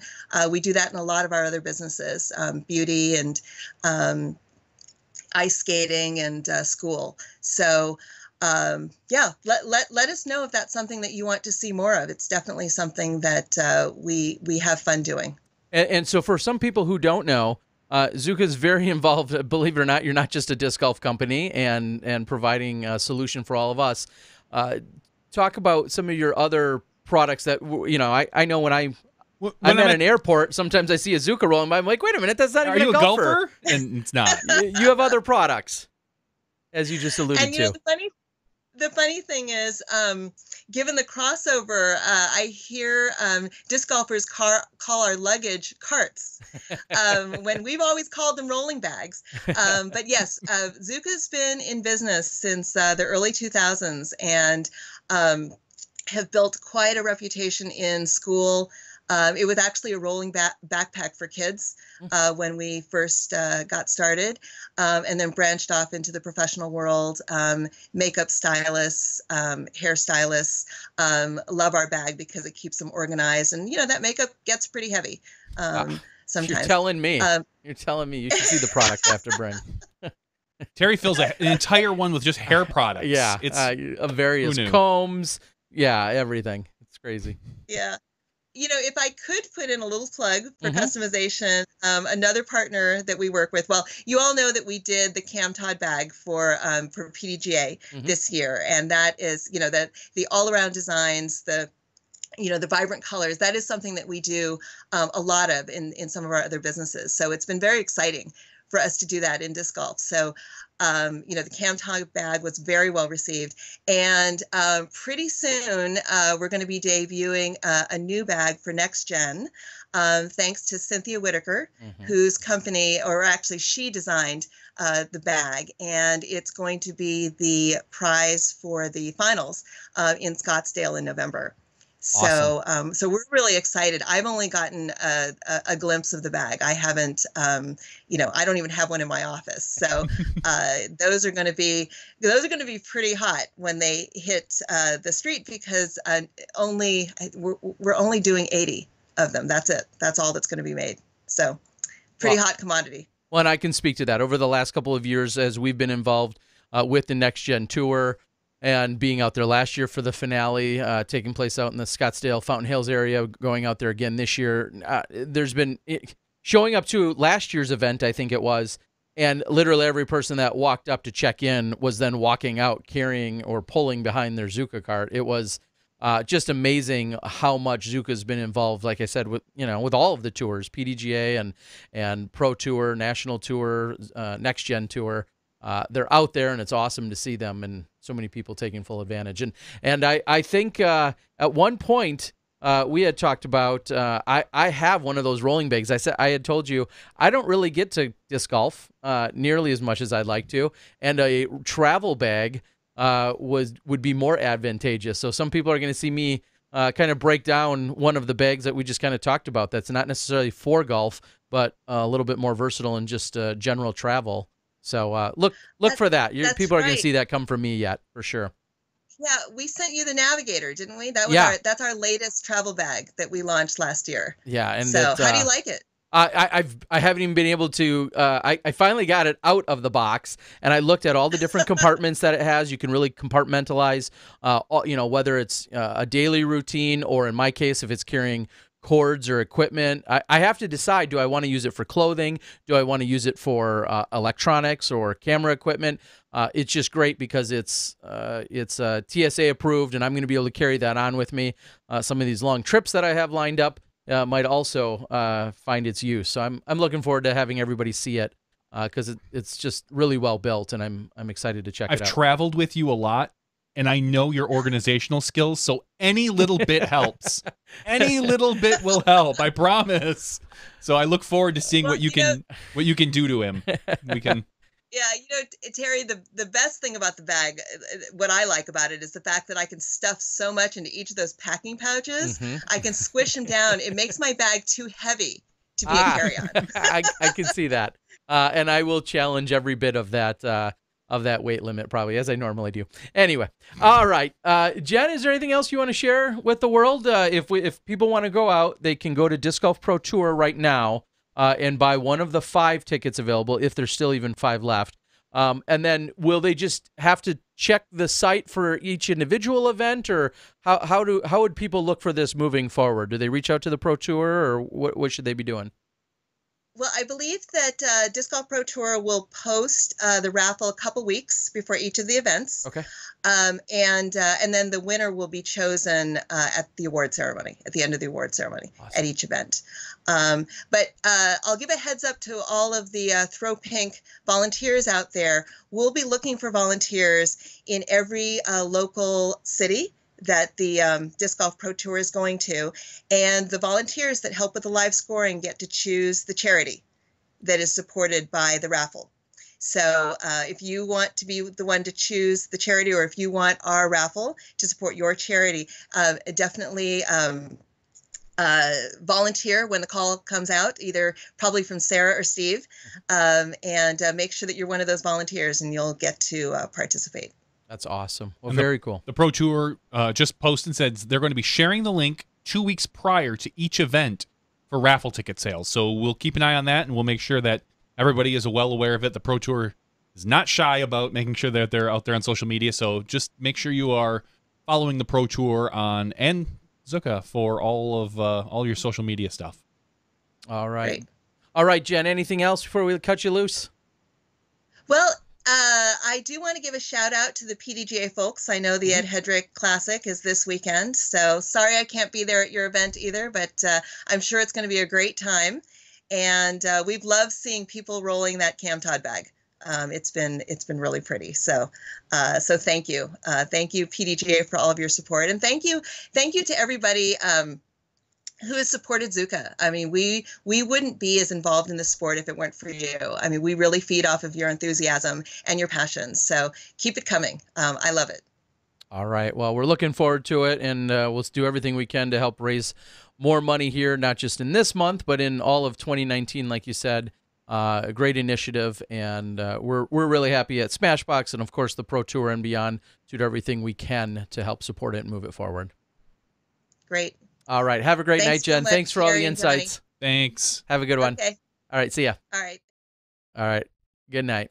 Again, Jen Appy from Zuca, who it's so great. She, just as she did there, had a smiling face. Every time I've seen her anywhere around the country, she is always has a smile on her face, and she's always so enthusiastic about spreading the Zuca love wherever she can. And, someone had even asked, and I don't mind sharing it. Someone had said, do you tell her, or do you make mention how you're not a huge fan of carts?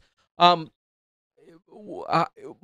answer there is always, I'm a big fan of any and every company that wants to get fully involved in supporting disc golf at any level. And whether or not I emphatically use the product daily or I use it once a year, doesn't have to matter. Zuca has time and time again proven that they're in it for the long haul, and they're in it to support disc golf as a community.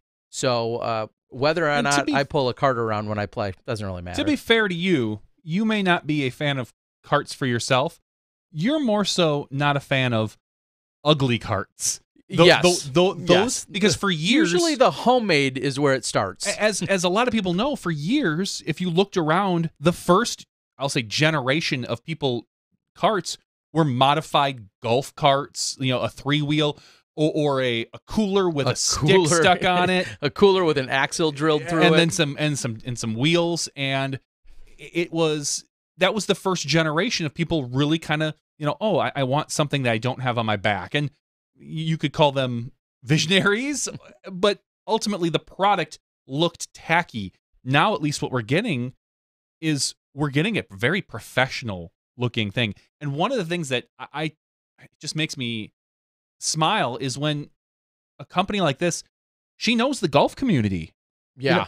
They are not just a fly by the night, like kind of, all right, oh, cool, we can sell this stuff to golfers. Awesome, let's do that. No, I mean, she knows the events coming up. She knows the people. She knows it is a breath of fresh air to know that we are getting ultimately what is an outside company come inside to our sport. And that's what's always been so exciting. That's one of the components that's been so exciting. We always talk about big money coming into our sport. We talk about outside sponsors. We talk about those types of things. And if we want a Coca-Cola or a Nike or whomever, well, Zuca's one of those. They are one of those shining examples of a company that had nothing to do with disc golf 6, 8, 10 years ago, and now are involved heavily and contributing on very large scales to individual events and to our tours and our organizations. I think of Keen in the exact same way. Keen, a very large manufacturer, and supports disc golf and has supported it for many years. And I don't know, you hear me always giving out plenty of love for Keen as well for that exact same reason. I think it's awesome when we see these large scale companies. The baby stroller cart, that's the other one I forgot. That was a very common one, the 3-wheeler that you would just toss discs in. I've got no problem with the baby stroller cart if there's a baby in the stroller and your discs are underneath. If you I've done that myself. If you have a cold 18-pack in the main compartment and you have, a 12-pack underneath because those are your reserves, I don't get nearly as excited for you as I do if you actually have maybe a kid. And but anyway, yeah, and thank you. That is a very good clarification. I have really even shifted my mentality about carts to warm up to the concept of them throughout the years, but you really nailed it on the head. It's the ugly, and I get it. People are being resourceful, and I think that's great. There's a little ingenuity to it. I did it in the past as well. A fishing tackle box that you can put pencils and stuff on. Yeah, terrible. That you just put onto a golf thing, and it's ultimately, and this was functional but terrible. Functional but terrible, completely. You're hands down. You're right. And this was 10 years ago. If I have been coming around, it is exactly like you just said. It's and it's just me. It's completely superficial, but I feel like if you're going to use something like that, I love seeing a slightly more professional or a drastically more professional side. If you've got 2x4s on your cart, I'm just not getting excited about it. What if they're like no, I don't care what they're doing. Rich. Custom mahogany, some sort of with stain and carving and probably still not. Okay, probably not. Again, call me some snobby elitist. I do that a lot. That's fine. I've never gotten excited about seeing homemade carts from a professional standpoint. That's where we'll leave that. Real quick update. I know you asked earlier about the chains for charity and what we did. I supported Paige Bjerkes and Paige Pierce at $1 a birdie. Uh-oh. I did. And did I do that too? I think you did. Am I broke? Which is funny because I thought I did 50 cents, but I must have done $1. Uh-oh. Which I'm fine with. Doesn't, I'm out $23. Dang it. I know. $23 is going to Chains for Charity. So Jay Redding, actually, I just got an email. I'm assuming if you were a Chains for Charity supporter, you probably check your email. You can see that as well. I'm going to, at some point tomorrow, probably take care of this, and maybe even, as they say, rounding up is even more greatly appreciated. So maybe I'll round up to 24. You sweetheart. I got the same email. That's a big heart. I got a big heart. Very, very, I like your play there, Jay, making sure we get these in the middle of the show here tonight. Well, Jay, that's not a good time. I just happened to see it pop up. Before the show is always better, but my guess is that. I do see it as well, and it looks like I'm on the hook to make some donations here due to Paige and Paige and their performance out there this weekend. So, there's a lot of different ways we could go, but one thing I'll quickly sidestep into, our friends over at Disc Golf Answer Man, I think have been having some kind of contest of sorts, and none other than the beloved hair, the gifted and talented, inside and out, Robert McCall, hitting 1,003 and crushing that 1,000 rating barrier. Congratulations, Robert. It's I think technically the third time he's hit that. If I looked at his ratings history, and I believe he had hit 1,001 and 1,000. Really? In back-to-back really ratings updates, like 4 and a half years ago. I had no idea. Something along those lines. I didn't give him that much credit. I thought he was never there. I didn't either until I looked. And so now he got to 1,003. So congratulations to Robert. I've been more frequent on their chat during the day on Tuesdays when they tend to do their podcast. What a funny day to do a podcast. I mean, I know we had Tuesdays for so long, and then suddenly they just show up during the day and think they can, jump in front of us. Wow, sounds desperate. Okay, maybe not. Speaking of podcasts, and there's plenty of conversation surrounding USDGC, but one of the follow-ups to that was how often, and I have no idea, how often did we see, was there a nightly podcast that the Upshot, Jamie Thomas, was part of as well? Was that every single night? Jamie and Charlie, both at the end of each round, did a nightly podcast for Ultra World, and it was pushed out on Spreaker, I believe was the thing, but you could follow them on social media and whatnot to get a link to it. And every night they did a podcast with a particular person. The final day, they were not able to get Paul. Obviously, as we saw, Paul was out of it and sickly. And I know they kind of wanted to get him, but it just wasn't going to happen. I'm assuming they'll have him on the show maybe tomorrow or something, I think is when they record. But yes, they did do a nightly podcast, and I listened to everyone. A couple of them I actually got to listen to live. The other ones I listened to after the fact. And it just shows that this event is really... It's just all encompassing for all golfers and everything. And I know we reached out to not just Paul, but we reached out to Jonathan Poole. We wanted to have him on to talk about the 20th and what it means and the future and the past and that stuff. And we just weren't able to get a hold of him. I'm assuming it has to do with travel or what, but I'm hoping we can have Jonathan on at some point to talk about the courses, even though he doesn't really do much with the course. I think that's more Harold and Harold's son now. Jonathan runs a lot of the media and the event in it of itself. So I don't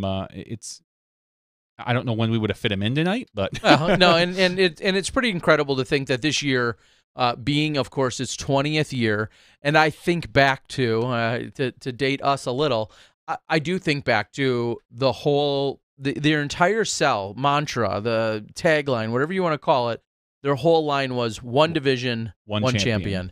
And in 1999, when that was first done, it was incredible. First of all, it was tee times, which almost nobody ever did. It was ropes, and yellow ropes. There were yellow ropes, and I was thinking this yesterday when I was thinking about the USDGC. What a different time that we're in. Could you get away now starting an event that's one division, one champion, with the entire push for FPO coverage and FPO divisions and stuff like that? Like, could you start up an event now, or would there be kickback to be like Disc Golf World Tour? Yeah, I mean, I'm just saying, like, yeah. I mean, that's exactly what we saw. I mean, yeah, to be able to start an event like that. You look back and you think, oh, what an antiquated time when that could get away with it. But it was a time, and it has excelled, and the event has flourished.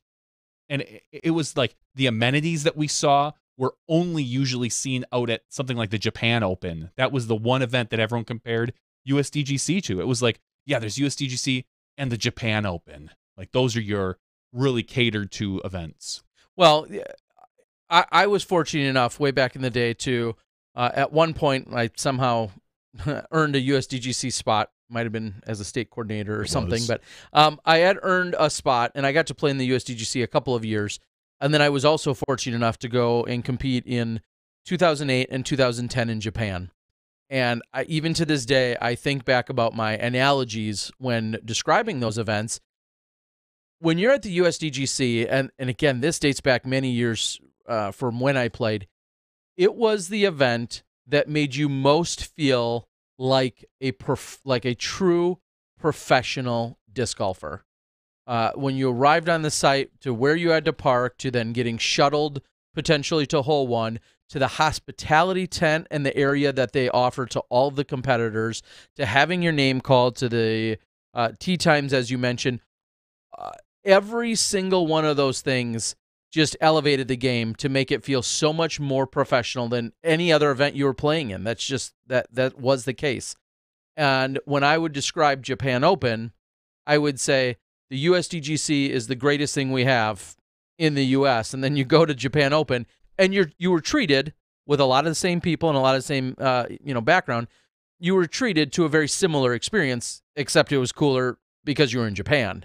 Of course. But the two events in themselves very much mirrored and mimicked one another in terms of how the professionalism felt. And when you are at the USDGC or you compete there, you walk away, and every one of our players would say it today, every 100 and some that played this weekend, every single one of them would say, I wish every weekend it was like this for us, because it is just like, it is truly like no other event. And they are not obviously sitting on their laurels by any means, because they're constantly not only changing the course, as we've seen forever, but they're adding things. I mean, we'll talk a little bit more about live in a little bit, I'm sure, but they added I think this is the first year, what they called like a golden ticket. For $250, you could buy an exclusive area. One of the houses, I want to say off like hole 10 or something along those lines. I forget exactly where it was, but it had alcohol, it had food, it had a TV where you could watch the broadcast.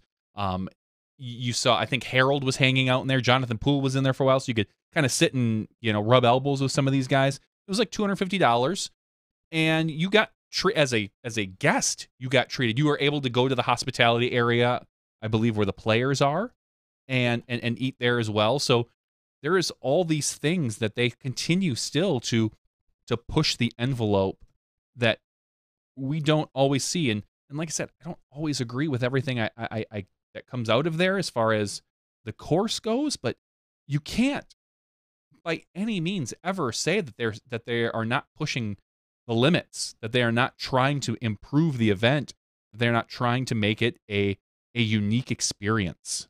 Well, and it was, and I think there was the one sidestep that it seems like they've almost, and that's again where we need to talk to Jonathan Poole. Washed away some history. Well, there's the year that we saw the Performance Edition, and that was such a for some of our players that are so obviously so ingrained, have that event so ingrained and so passionate about being there and competing at that high level. The year that we saw the Performance Edition step in, that was an interesting experiment, and I think I can almost even continue to call it an experiment, because I don't know that we've seen.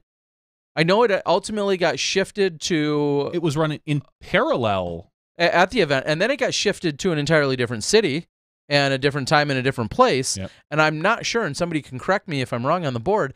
I don't believe that it even took place this year in the sense of how it was originally designed. The USDGC continues to push the envelope and push the boundaries and the limits of attempting lots of different things, including their format from day one. Who would have thought one division, one champion, and to have the players that they did, to watch it grow and to become so important, and obviously this PDGA major is just crazy. One of the statements that I and I don't think we talked about it last week, but I know it. Some went some maybe raised an eyebrow, some emphatically agree, and some completely disagreed. In seeing some preparation for the event, Barry Schultz was out there, who has of course won multiple world titles. He's now won multiple USDGC titles, and while he was handpicking some of his yearly allotment over at the USDGC, at the Innova factory in Rock Hill, somebody had essentially from the event put a camera on him and asked him to talk about the event a little bit. And his statement was really interesting, where he said, it's in the same place, so on and so forth. But then he said he doesn't feel like at the World Championships necessarily the best player wins that every year, but at the USDGC it is. And I think that rubbed. It made me say, It really rubbed some people the wrong way, and some people totally agreed. Wherever you stand on the spectrum, it was an interesting statement from someone who has multiple world titles and multiple USDGC titles. Again, from our position, it's hard to argue with him because he has those titles.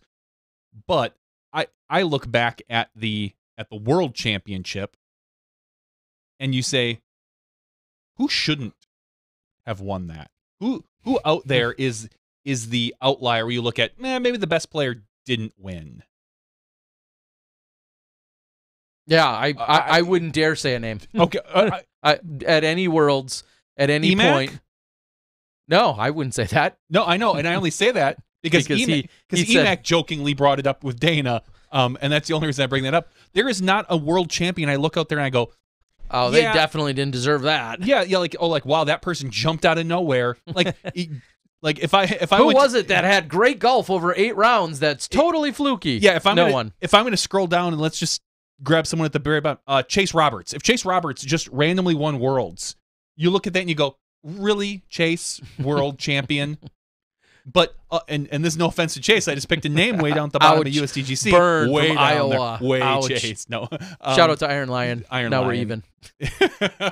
After Johnny's ripping on you. But there's nobody on that list. Just Correct. like there's nobody Correct. on USDGC list. I say that too. Yeah. You've got a Nico who popped up and won it, but Nico's a phenomenal player. There is not a single person on the USDGC list I can think that I would say, that person just really came out of nowhere. Well, I'll take it back. Shoestrick, his first year, kind of came out of nowhere to win it. Only because he was unknown. But he was a little and less. he was like 12. He was, I think he was barely out of the womb at the time. Yeah. I think he was 17 or 18. But he went on to win 2 more. Yeah. And by no means has there been any in either of those divisions or either of those events that should not have won. So I disagree with Barry's statement. I can kind of see where he's coming from, but I can't get behind it. Sure. Well, it was it was just interesting. Like I said, if Joe Schmo, who doesn't have the accolades that Barry says, I feel like you could immediately almost dismiss that statement. But knowing that Barry has these titles, Barry's performed in both, Barry's received those accolades and achievements. I just thought it was a really interesting perspective. Especially when you think back and you compare and you say, well, the USDGC is played on the same course every year. If you've been there it's not the same course. It's relatively the same. It's played at the same location. So it's relatively the same. My point being, though, you step onto Winthrop Gold, and that's Winthrop Gold for the last 20 years in some variation. You go to a Pro Worlds, you might play 2, 3, 4 different courses, in days past. Now at least 2 different courses, and you certainly don't have the longevity of playing those courses year in and year out like you play Winthrop Gold every single year. So anyway, we'll move on from it. It was just an interesting statement, and I think, like you said, Dana had kind of run with it on Twitter a little bit, and I was interested to hear the feedback on that. So, and Darren, I guess, is alluding to it. Yeah, Darren. Oh, maybe not. I didn't read all of that. Well, Darren's saying, like, you could argue that Barsby kind of popped up out of nowhere to win an event, and I'm saying, and I kind of briefly is arguing with him. I was like, well, he might not have been everybody's top pick, but look at how he's performed. He took, I mean, we're here at USDGC, and he was top 10. Yeah, he was 7th place. Look at how he did at the European Open the year before. He pushed Paul to the last hole.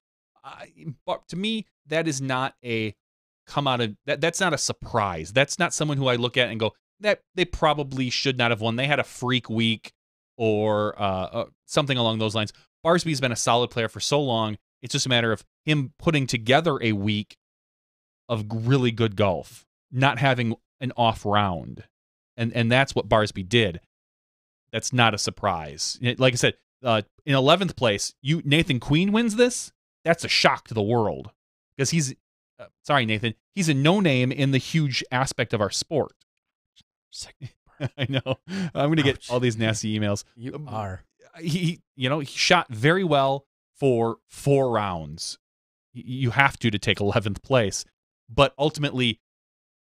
Correct. He's not a name anyone picked to win the World Championship. Anyone picked So top final 20. question on that is, dream scenario, someone said to you next year in 2019, Johnny V, you can be the world champion or you could be the USDGC champion. World, hands down, every day.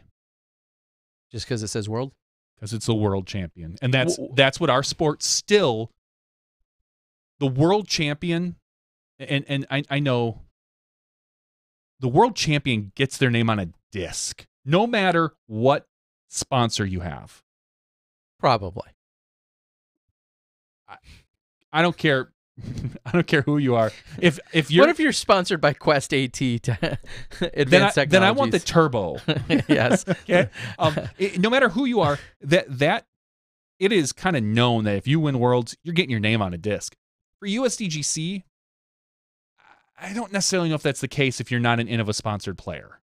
Okay. Like if you're a Latitude sponsored player, I don't necessarily know if they're putting. They'll still probably make one for you. They might make a short. It might not carry the weight. They might make a unique run, a special run of a USDGC winner, but ultimately that world champion. Now, if in Magic Parallel Universe Land, I'm a 3-time world champion, you ask me that question, I'm probably going to say USDGC because I have the worlds. But as someone who has none, and if I'm Kevin Jones right now and you ask me, he's probably going to say worlds. I think almost every player out there will say worlds.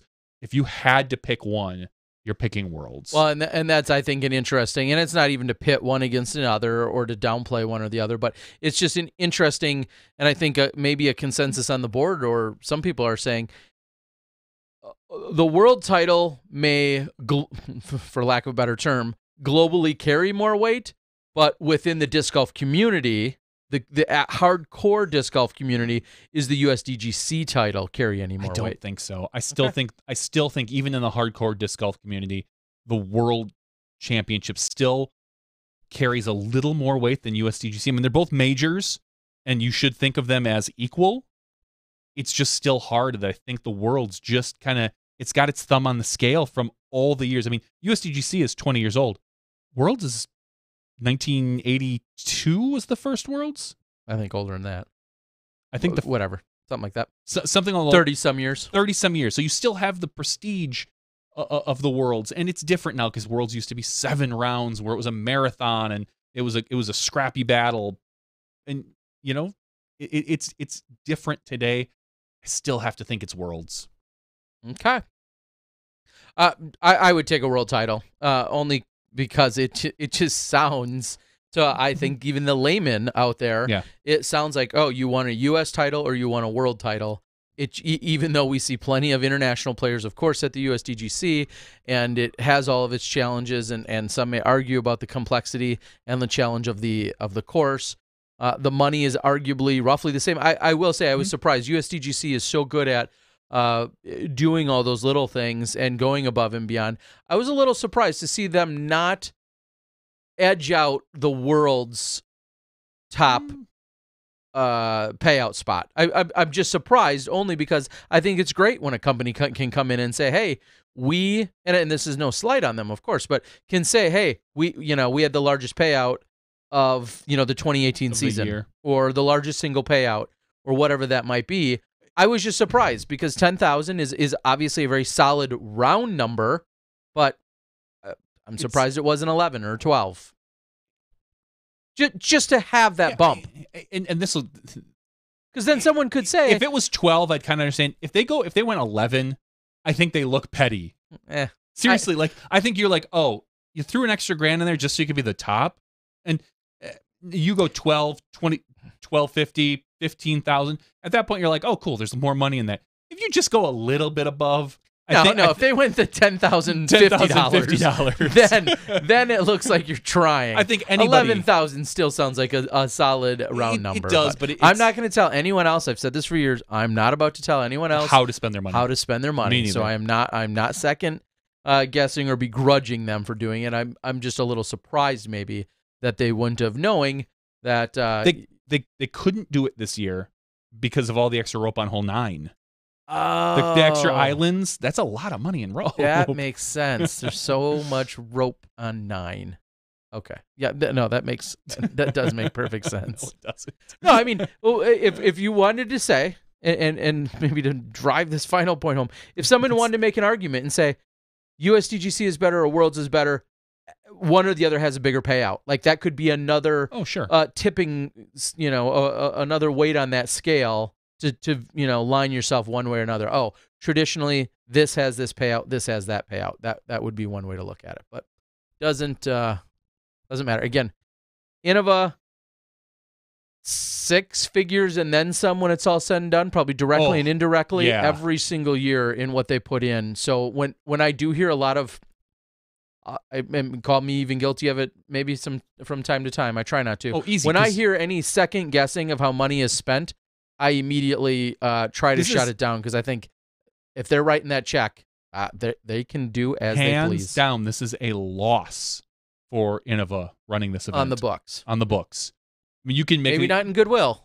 Correct. You can make an But argument on the about books. year-round USDGC rocks and things here and there, but ultimately, when it comes down to it on the books, this is money out of Innova's pocket, and they are doing a lot, and they deserve the respect for all the effort that they put in, because they more or less shut down their company for a week.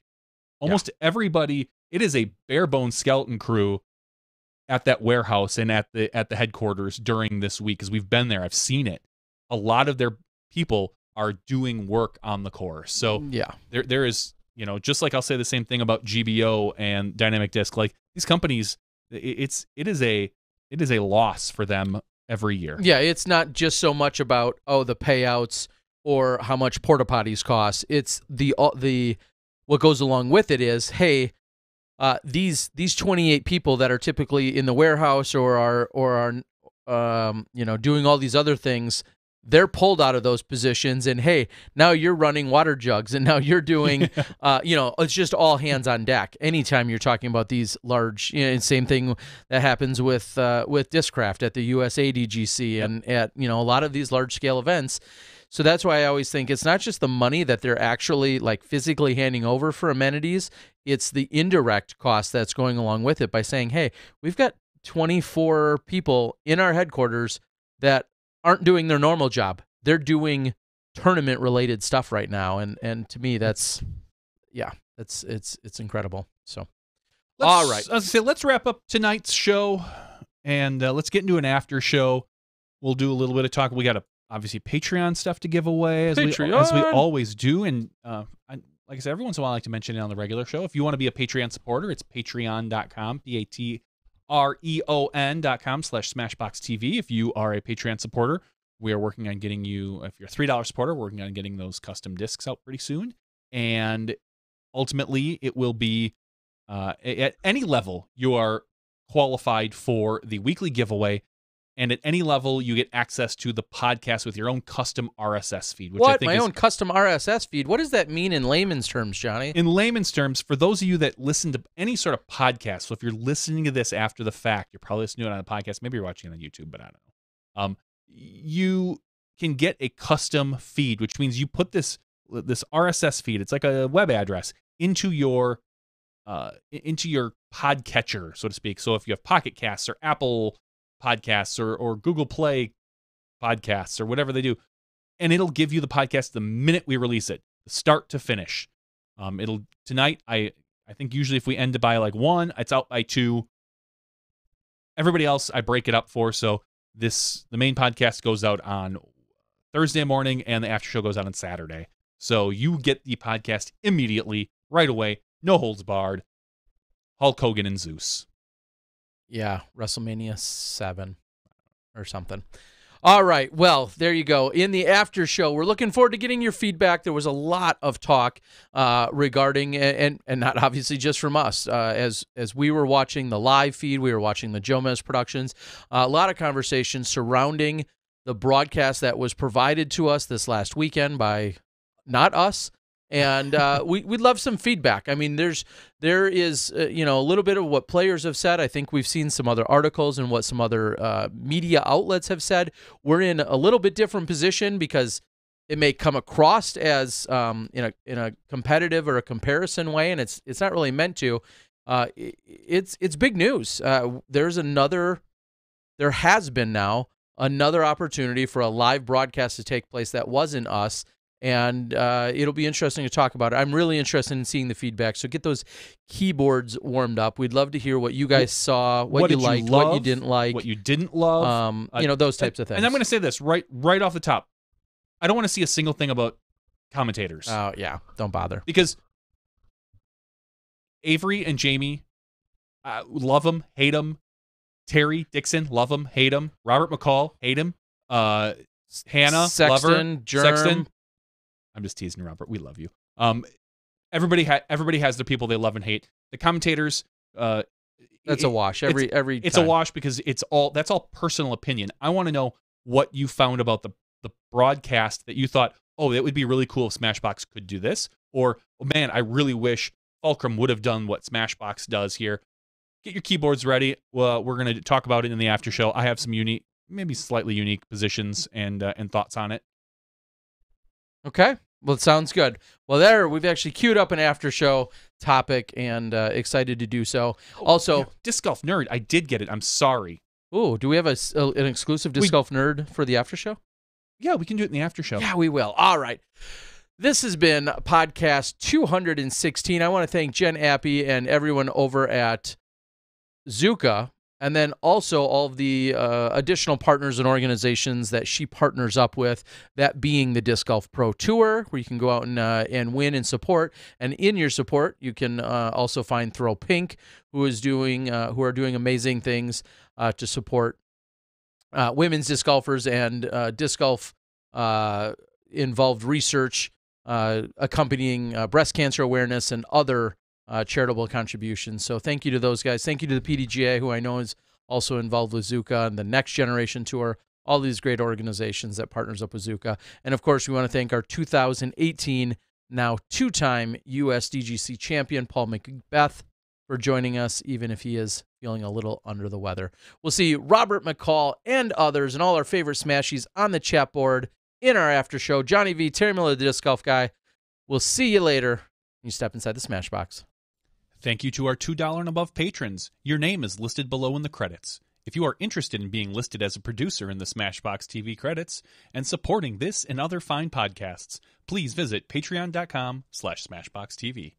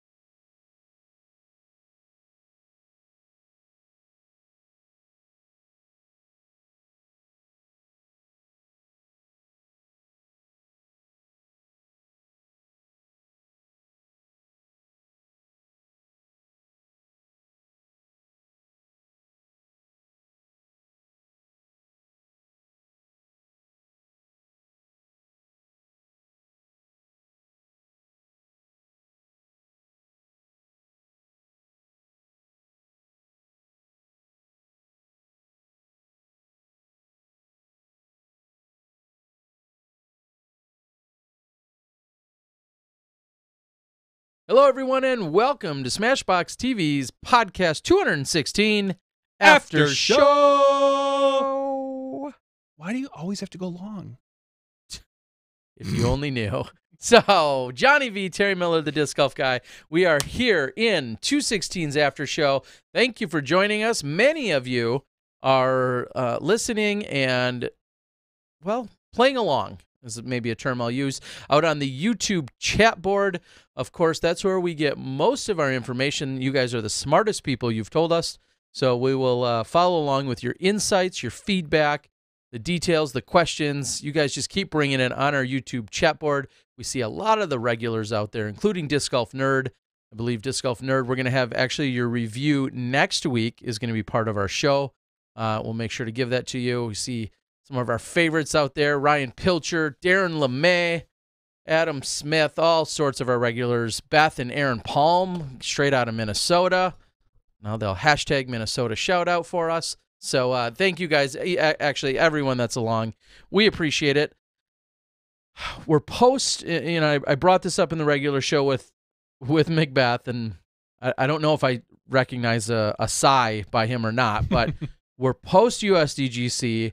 We are pre Hall of Fame National Tour finale and pre Disc Golf Pro Tour finale, and this 3-week stretch is I'll just say it's intense. I love it. I know you do.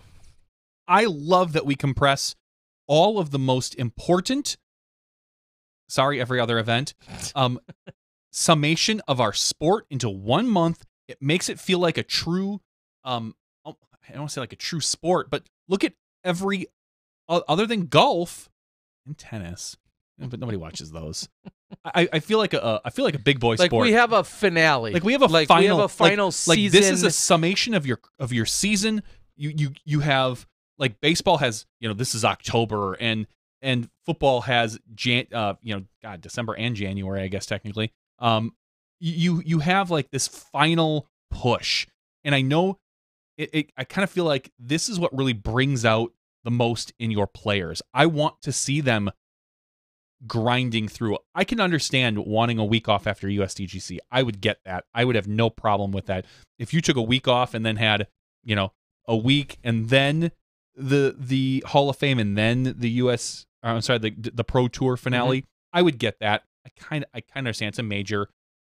Having that week makes sense to me, but ultimately I really, really love this time of year. I think it really should bring out the best in your players. Well, and it's interesting too, because a lot of those other sports, I guess I think to football or to baseball, I think you're at the end of the season. Who's tired? Who's injured? Who's available? Who are you?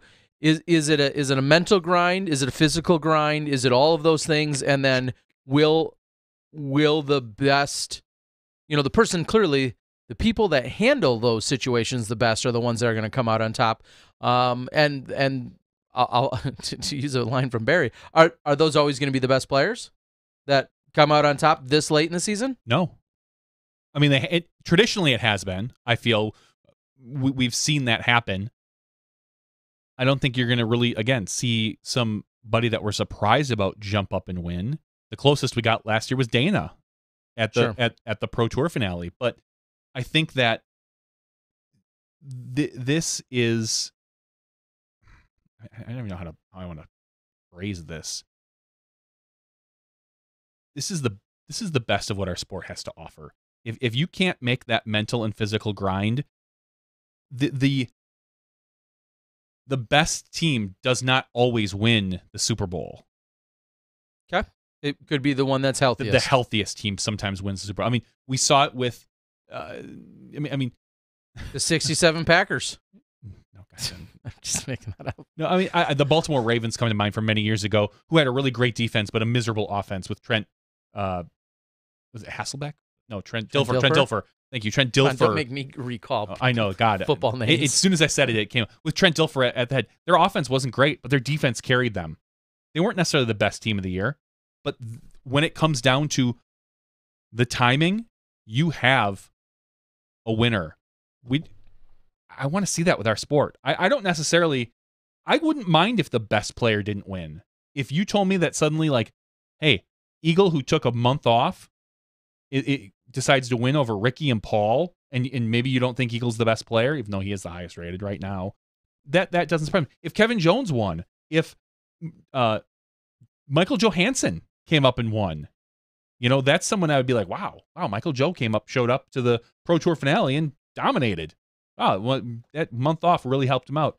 I want to see this. This is what I think our sport needs. It's a really great push. It's something we could actually brand behind if we really wanted to. If you wanted to kind of push like baseball does, really push the month of October, I think there's a lot of potential here.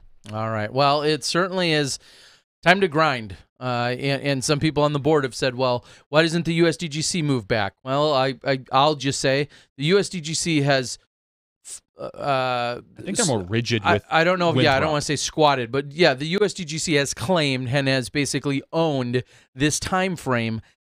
I think from day one. I don't know if they were ever, into the last week of September or maybe into the second week of October. I know I've seen as late as like the 10th, maybe, and that might have been one of the latest that we've ever seen the USDGC go. But roughly that first week in October is pretty much USDGC in a similar sense that last week in February and first week in March has been owned by the Memorial for as many years as I can remember. So there's certainly some tradition, and there are some specifics as to why those. Now, of course, being at Winthrop University, that has to be planned and organized and orchestrated, if not that full year or even 2 years in advance. I mean, obviously, it's now become a staple in that it's been there for now 2 decades, literally 20 years, but that still has to be, I'm sure, counted on every single year. Yep, that's right. Yep, first week, this is happening. And we've seen it in years past. Sometimes if other big sporting events are taking place at Winthrop University or anywhere near there, there was a post by Jonathan Poole. There can be some big, implications. That said, hey, I think it was on Friday, maybe it was Friday or Saturday, that basically said something along the lines of, hey guys, there's a cross-country thing going on. Mm-hmm. So please, we should be off the course by then, but please be conscious of these people running around around the course during this time. I think it was Thursday or Friday. There was baseball, or maybe it was during a practice round. There was baseball practice going on that on that thing, because someone made a comment that they saw Kevin Jones pick up a ball that was hit over and crush it back onto their field, because he can throw everything far, apparently. Yeah, so it is interesting, and then that leads to a bigger question in general about our venues, and I will say that of any venue. I think as we continue to grow and as we continue to get bigger and more professional, and research not only for things like live signal, which has to be accounted for or assumed to be accounted for moving forward, you have to look at a place like Winthrop University, which has been this amazing, gracious host, and people like Ken Kleinman will tell you it's one of the the most cared for facilities that we step onto for the year. But you also have to look at it from an outsider's perspective and say, well, let's take a look here. We have a road that kind of cuts really essentially through the middle of the course and could disrupt people on holes 5, hole 6, hole 15, 13, 17, whatever. And then one of the most 17, I think, notable holes, not 17, sorry, but one of the most notable holes on the entire course is what used to be the 888 or now 999 or 1111. That hole is large in part what plays over a parking lot. 40% of that hole or 30% of that hole is a university parking lot. And of course, they've done so many innovative things to utilize that natural or unnatural boundary and structures, but it's a parking lot. What would happen if, and I don't think it's going to happen because they're continuing to make changes, if in 2 years USDGC said, all right, we're going to move it to a different course. We're going to create or find a world-class course in whatever, the Charlotte area. Yeah, wherever. I would not be surprised. And make that, because we feel that we have outgrown this particular facility.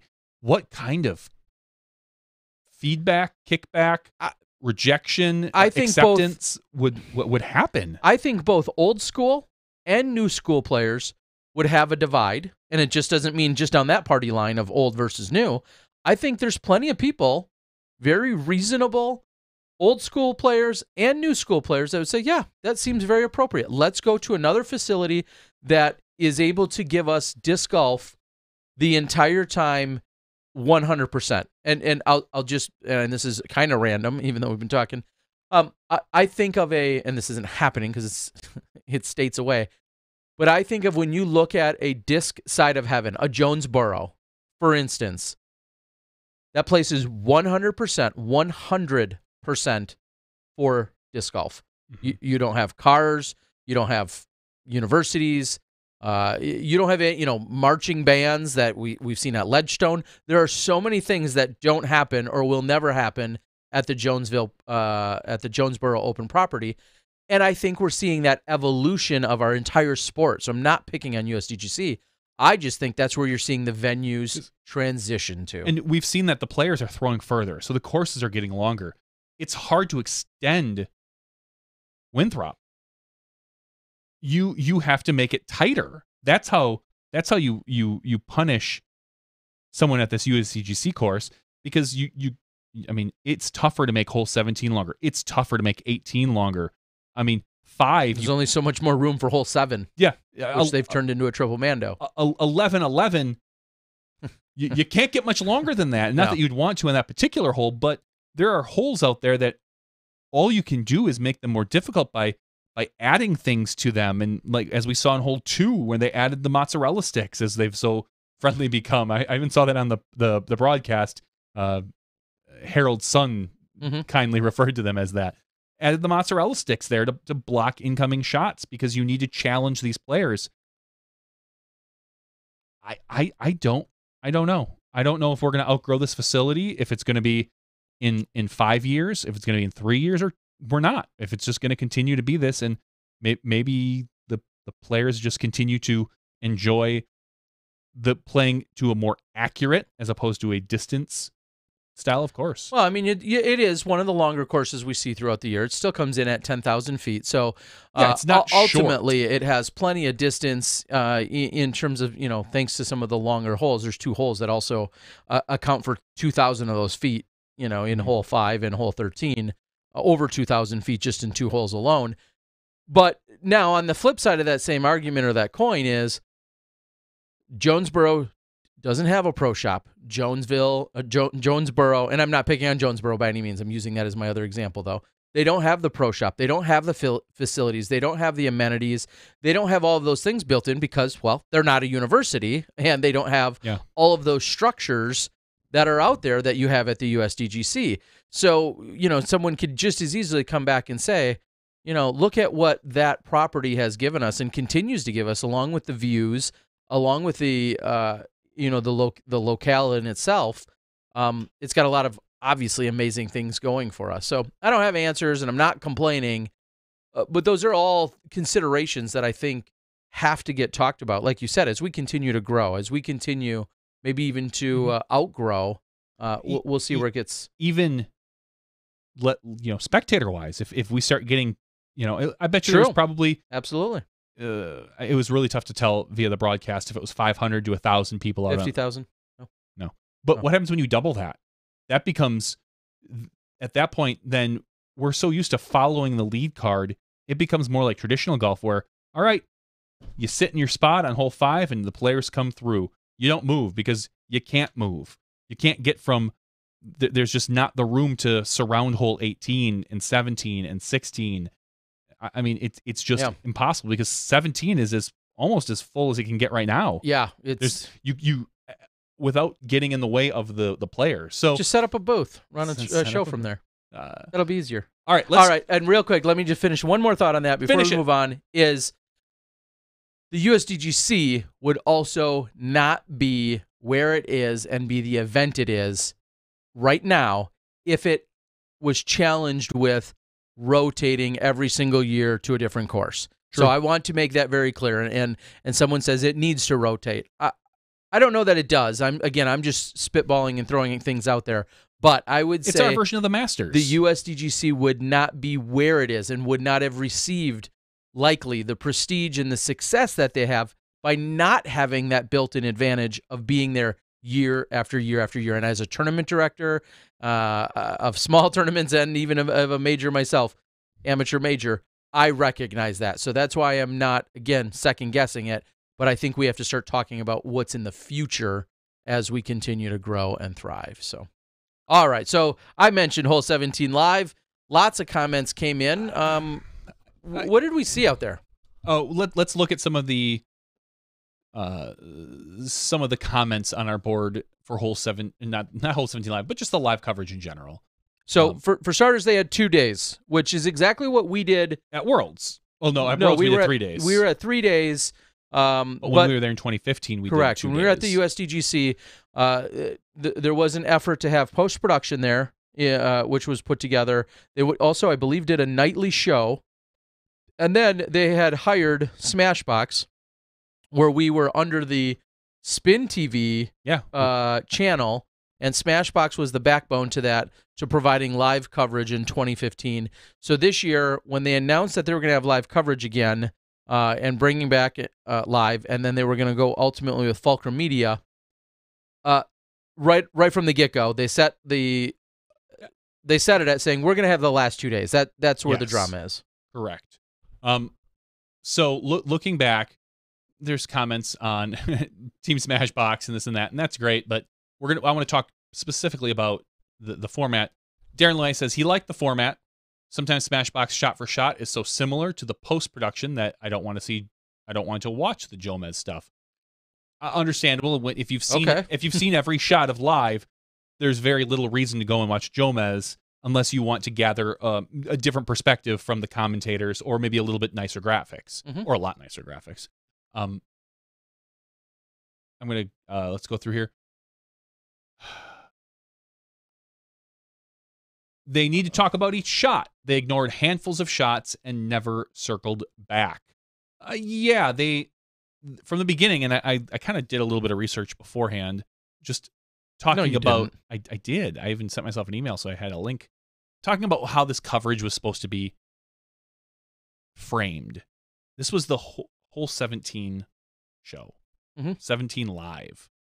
They really framed it as, this is going to be whole 17. We are going to highlight the course. We're going to highlight stories. We're going to highlight players, and we will have look-ins at the lead card. And we will have look-ins on, not look-ins, but they're going to focus more on 17. Well, I think look-in was specifically a term. Look-in was what they used for the lead card. They're going to have look-ins on with the lead card. And I mean, without going through there, I'll give a little bit my opinion now. I was a little underwhelmed with the broadcast in general. Okay. Only because and maybe this is on me, I built it up to think that this was going to be something different and unique. That this was going to be, that they were going to attack live from a different perspective. That they were going to say, hey, guess what? We know you love live, and that's great for you hardcore fans, which I think they even mentioned in this particular thing. But we want to show something different. Live is great for hardcore, but we're trying to bring in way more people. And I think what happened was something on Wednesday or Thursday, whether it was the yell of the fans or whatever they looked at when they did their Thursday dry run, that lead card is it's like quicksand. It's hard to get away, man. Because we know people want to see it. And I feel like they strayed from the initial advertising or marketing of it. And what they did is they ended up reproducing a lot of what kind of our style, I'll say, where we follow the lead card and we give you what's happening with the lead card as much as we can. And if we can, we cut away to something else. I expected the opposite from them. And so what they got was they ended up going with the lead card and following it, except for when they couldn't, when they went to hole 17. And if you want to make some comparisons, they were very fortunate they had hole 17 to fall back on. We don't always have that. A lot of times we'll go to a booth, commercials. They didn't have to have any of those commercials. So that's kind of how I felt. That's where I was, I don't know if underwhelmed, maybe disappointed is a better word. Technically, I think they succeeded when they broadcast a disc golf tournament to us. And they did so technically very well. They showed us most of the lead card as much as they could. And we've been at Winthrop. We've seen that there are weak spots on that course, especially when you bring in a ton of people. Because Rock Hill has probably only so much data. And when you suddenly bring in an extra 1,000 people in a congested area, you're probably overwhelming what they expect or what they've partitioned for their cell signal. So when you get to 15, 16, I think it's 8 that runs parallel to 15. Or is it 9? 16 runs parallel to 8. 16 and 8. We saw issues there when we were there in 2015, and I think they saw issues as well because they were saying there's some weak cell signal here and there. And you know that because you look at your screen and you say, oh gosh, that's all locked up. So that's where I was a little disappointed because I was really expecting to see something unique. I wanted to see more focus on players coming off the course, something we haven't been able to do, and something I do want to do, is when a player walks off the course at 3:30, if we can bring them into our booth. And we haven't had that opportunity because our booth has always been a little further away from hole 18. And I think they lost that when originally they said they were going to be at 18, and then they ended up going to what I think is a better spot on 17, much, much better looking. Yeah. That was a beautiful booth, a gorgeous background. You couldn't ask for anything better than that. But I think you maybe lose a little bit of the player coming off the course, because now they have to backtrack quite a ways from the end of the course. Yeah, over and to if 17. and then with a lot of things going on, there's so many distractions between 18 and 17 that I think that you maybe lose that. Now, they had a lot of guests come in. You had, I think, both pages came in. You had Des at one point with Sarah. I mean, obviously we saw the champ, Zach Deputy, right? Yep, Zach Deputy was in there. Harold, Jonathan, Harold's son. Mm-hmm. We saw a lot of guests come in, and that's great. And I like that portion of it. A lot of people complained that, from what I saw on the board, is that they focused on the guest and not so much the action.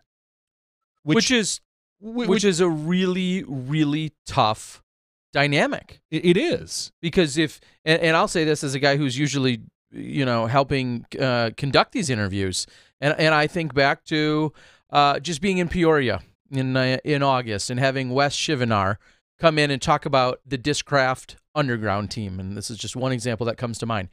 We wanted him to come in to talk about that initiative, that project, what that meant, the debut of it, and what it meant. But we also realized there's disc golf going on your screen, and it's a really challenging dynamic to do just that, to find some way to be able to talk about what you want the community, the disc golf community, to know or to learn about. In this case, it was a really great project or initiative or announcement or exclusive kind of news dropping, but yet then a lot of people will immediately say, yeah, that's great. We don't care about what he's talking about. Talk about the golf that's on the screen. And I'll say in a defense too, it's really tough, because if you and I are talking and somebody knows there's play happening anywhere else, they'll say, hey, that's great. You guys can talk. Go, take it off. Let's go to the action and you guys can talk. Well, then you go to the action, and then if we're talking, but it's not about the action, then the number one argument comes in. Hey, start to talk about the action. We don't care about what you're talking about. So you're always kind of chasing of what the best. And I don't mind that as much if you're focusing, if you're showing golf and you're talking to somebody, to me particularly, as long as you reference the golf once in a while, like, oh, that was a great putt by Yuli. Sure. Cool. You don't need to focus because everyone's seeing it. You don't need to talk about the routine 120-foot layup that they just threw, or the 12-foot tap in necessarily. And if you want to focus on your guests, I like it when we bring in guests and talk about that, as long as we're not ignoring the golf. Sure. And it was hard for me. Again, I watched Saturday not as much as I did Friday. I didn't feel on Friday that they ignored the golf. I can't say on Saturday because, like I said, we were at the wedding and this and that, and we ended up watching the last 10 holes or something along those lines. So, some people are complaining on the board that they think that they don't find 17 interesting. I mean, that's a personal opinion, and I'll say this: I'm not the biggest fan of hole 17. I think it is strategically on the hole itself, how it's played, the rules that go by it. I think 18 is a much more compelling hole, but much more difficult, way more difficult to cover. Because on 17, it's a 3-shot hole. Yeah, and exactly, minimum. It's a 3-shot for the players, and on 17. And it was great that they had the additional GoPro camera that they could cut to. Exactly, but on 17, you have they permanently stationed a person on the throw and a person on the catch. We've never had that manpower, and it's not even just us versus them or that comparison. Just they had that asset at all time to have someone on throw and someone on catch of 17, plus a really well positioned GoPro that they could cut to live. You just wouldn't be afforded those luxuries on 18 because On 17, there's pretty much within like a 50-foot range. Yeah. There's where everyone's trying to get from and get to. And is it inbounds, out of bounds, or in the or in the water or wherever? On 18, a million things can happen, and like you said, it's a 2-shot, 3-shot hole, and so covering 18 would be there's no way they could do it in the realm in which they wanted to do 17. So I understand that strategy for sure. I heard Robert mention this earlier today, but Robert said 17 isn't interesting until you stand on that tee, and I don't disagree that there's a lot of pressure there, and you can make that hole as hard or as difficult as you want. We saw Johnny McRae throw it, toss up, pitch up on that one, and then throw over and tap in. But you're right. If unless you're standing there with a lot on the line, that hole isn't. That is manufactured pressure that I think it is very unique to that hole. I'm just not a fan of the rules of the hole particularly. I'm not going to deny that there's not pressure, that it's not a game changer. It is all of that. Well, and speaking to the strategy of whether it's picking a hole, you and I kind of talked about it earlier in the week. You have to pick a later hole because otherwise you're not going to have that as a backdrop later on in the round, because clearly everybody by 2 o'clock has played hole 5 or has played hole 7. You can't not pick 17 or 18. So you have to go with a later hole with the walk and the geography in this case. To me, 17 does make more sense for the style that they're going for.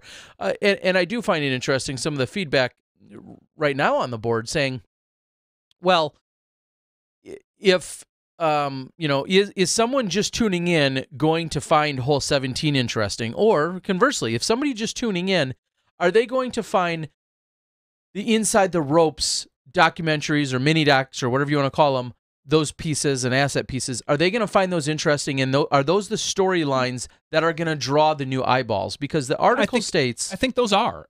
Okay, and I think that's what the question is if you're Jane Schmo, the account executive, and somehow you've stumbled on YouTube, which I don't know how you're doing in the first place. No. I think you're looking at... I don't like this, where this analogy is going. Okay. We're never going... I don't care who you are. I don't think we're getting the account executive. I don't think we're getting the person who knows nothing about golf. I think what you're looking at is someone who has a general idea about disc golf. Like, my kid plays. Sure. Or I went out with a buddy so you send them the link. Yep. You send them like check this out. You're like, hey, cousin, I know we talked about disc golf last week. You mentioned that you've played it once. Here's a link. So you send them the link to our show, their show, anyone's show. What are you hoping, or what are they hoping to accomplish then? I think what you're doing with the stories, we'll just call them stories. Yep. They need to be a little more condensed. We don't need 10 minutes. Sure. Make it a 5-minute segment. Highlighting the history of the course, highlighting the tradition of the course, highlight the trophy of the course, highlight what happened on 17. Show me some of the history of 17. I want to see Johnny McRae's meltdown. I want to see people that have lost it. I want to see McBeth Shoestrick's playoff, where they both missed stupid putts at one point or another to push it to where eventually Shoestrick. I thought they could have done that a little bit better. But again, that's all. I'm not here to second guess how they did it. I would just like to see that, because that's a lot of work, and I know what it takes to put those assets together, and it's not easy. And there's no way I can sit here and say, well, they should have had more of that, because that takes a lot of time, Mm-hmm. and and time is money. That's just stuff I would like to see focused on. Focus on the volunteers like they did. That's great. Mm-hmm. I think that stuff does draw people, and I think when you sit down, and you're like, oh, really? This has been going on for 20 years? Like, oh, that's cool. Well, they got a whole area just for players to eat. Like, wow, my local course doesn't have anything like that at all. I do like those stories. I think, tell me about Rock Hill in general. Tell me about Winthrop University. I want those stories. I think that does help bring in your Joe Schmo player, because I don't think watching 17 over and over is going to bring in an average player. Okay. Because partially because of the rules. Like, wait a minute. I thought when you threw out of bounds, you took it from where you last went in bounds. Why is he teeing off again? Yeah. Unless you sit and explain the rules over and over and over, it's confusing. And 17 is unique in that. But I believe that those are the type of things we need more of. And I know people are going to hate to hear that because most of our core audience wants to really see the golf. And I get that. I do. And that's what we provide. And that's what they provided as well. But I do think we need more of the human touch. I think, yeah, I completely agree with that. Clearly, we have to talk about when those pieces are going to be given to us. And I think it's a fair criticism that's come in is when someone had said those pieces might be great, but we were concerned about not just the length of them, but when they were given to us. And that becomes a real challenge on the course. I'll say this, if they didn't have signal on hole 9, I'll just make up a hole actually. If they didn't have signal on hole 12, right? And it took them 9 minutes to play hole 12, and in lieu of watching and in lieu of not seeing them play hole 12, you watched a 9-minute piece on volunteerism. Some would say that was brilliant. Perfect. I think one of the bigger challenges was people got sucked in. They wanted to see every shot, and then when they got to a spot where they didn't have signal, then it became a letdown to watch anything but the golf. And I think that is that whether that's training, that's managing expectations, whatever that might be. I think that's kind of what happened, though. Yeah, I think there was some expectation management that could have gone better. And I believe Jamie even mentioned that at one point on one of the threads. I will say this, that if Fulcrum comes back, they have a good core now of what to do. And coming into this, I know they've been planning for a year, but when you sit down and something happens, and I don't want to say a fire breaks out, but sitting down and actually doing it, your plans can change so quickly. Like when you realize, when you think, oh, I want to have this and this and this and that, and suddenly you get 3 holes in and you have what you feel like is the entire disc golf community screaming at you. You have a choice. You can say, all right, I'm going to stick to my game plan because this is what we have. Or I can massage my game plan and I can maybe show more of the lead card than I expected to.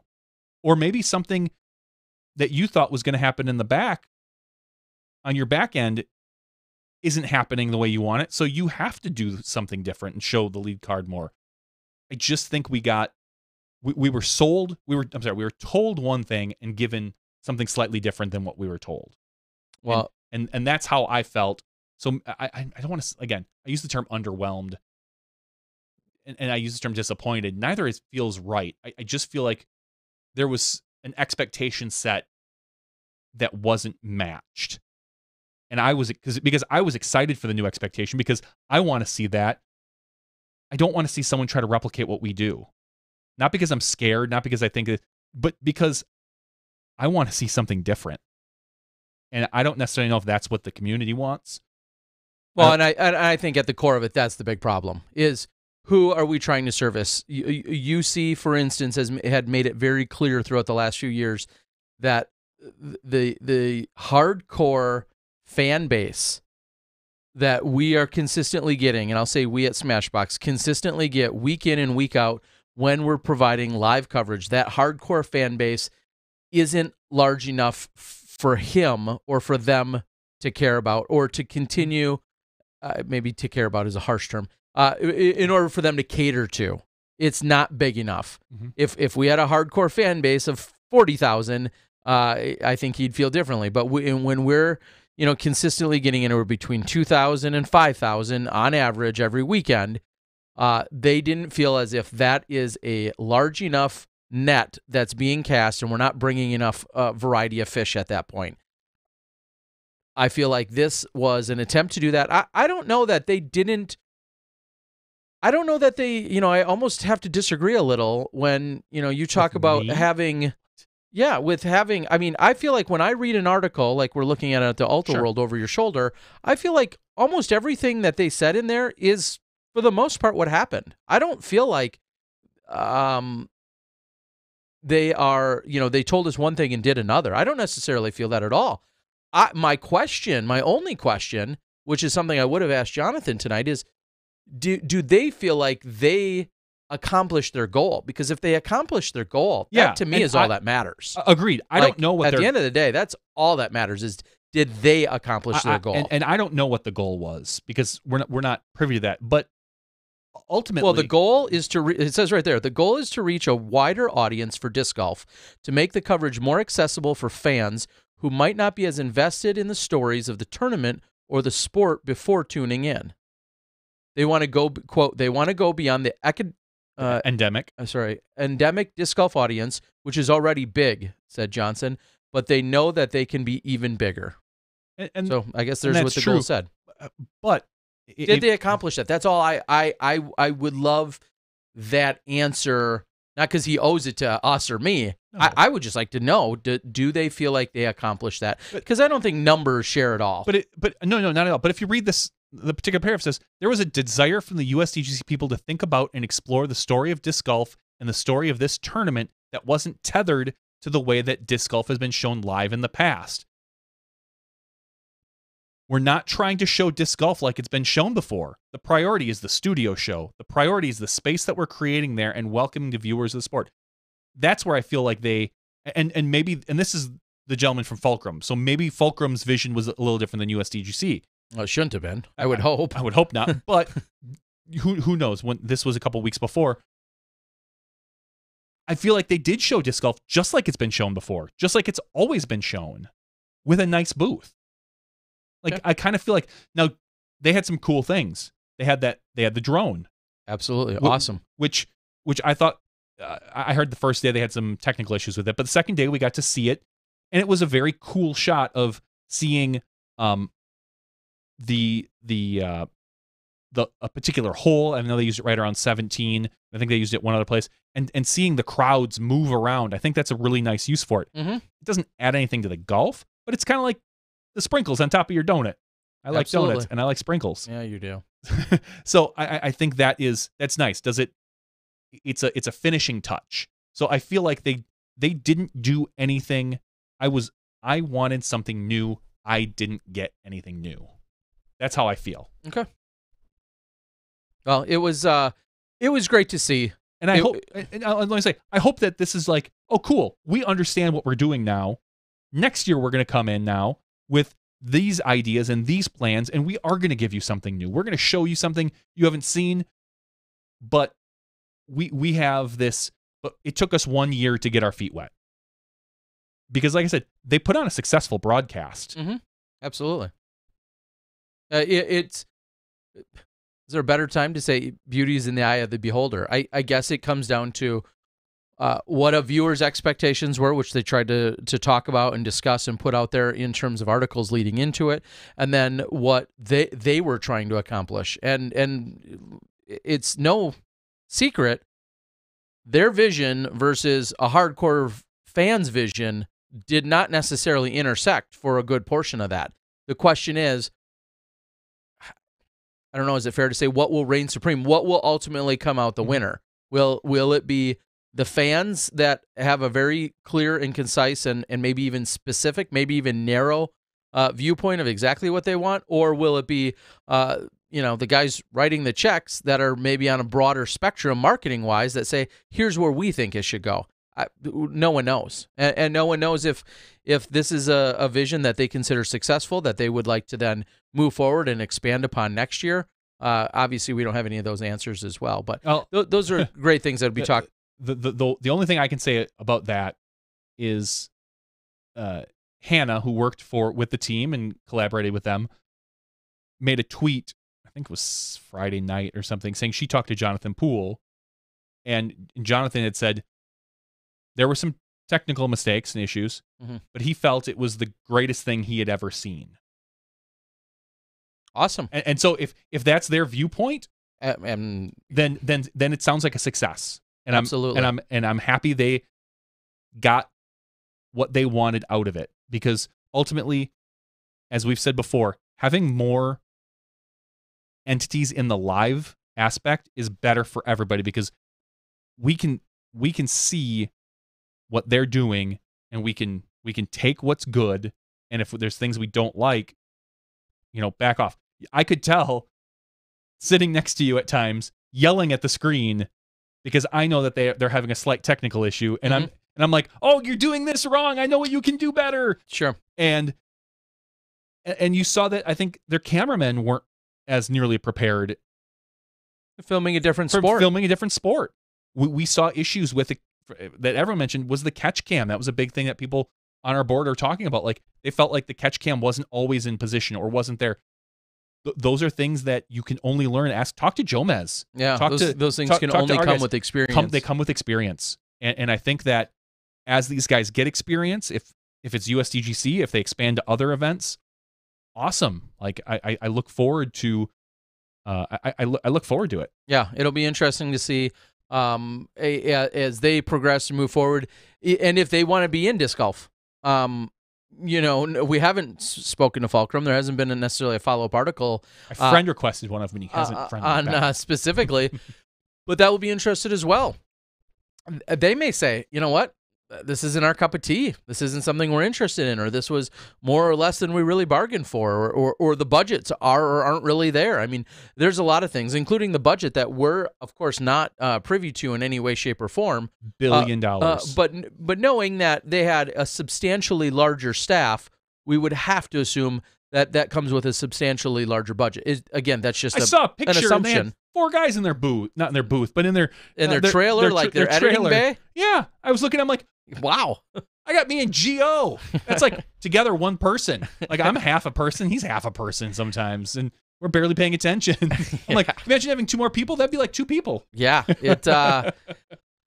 So who knows? And if they're a practical solution for more entities, more tournaments, you know, those are all things that will come as a result of this.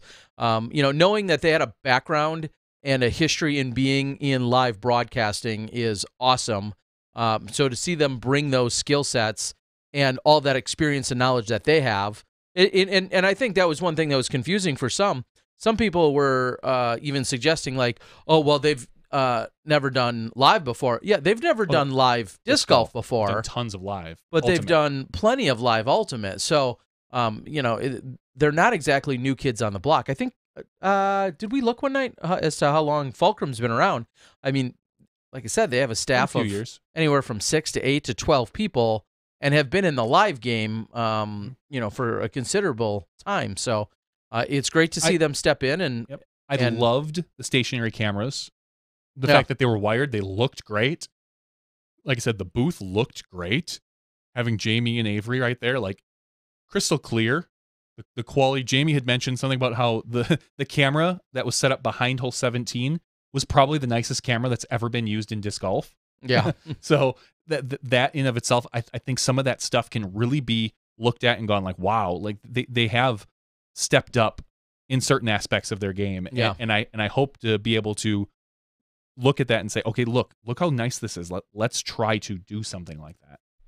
Well, it'll be great to see and interesting to consume. It was a welcomed weekend off from filming, and so being able to still consume this event in a live capacity, which we haven't had the last 2 years, in a truly live capacity, that in itself was a blessing.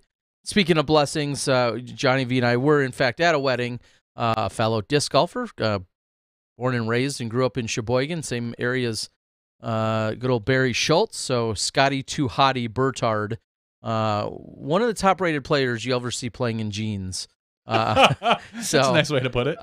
Scotty Too Hottie somehow tricked his lovely now bride Heather into marrying him. So it was a lot of fun to be there. We had other disc golfers surrounding us, and we were able to take in the final round and then go enjoy the nightly festivities that are part of a wedding reception. So all around great weekend. Speaking of great weekends, we got some great stuff to give away. Johnny V looks like he's queuing up our Patreon giveaway. I am. And we'll get at that here in a second. How are you going to sort it? Let's sort it by something crazy tonight. I don't know. Just so crazy. Other than when they signed up or last name. Give me, is there anything else you can possibly sort by? I can sort by anything.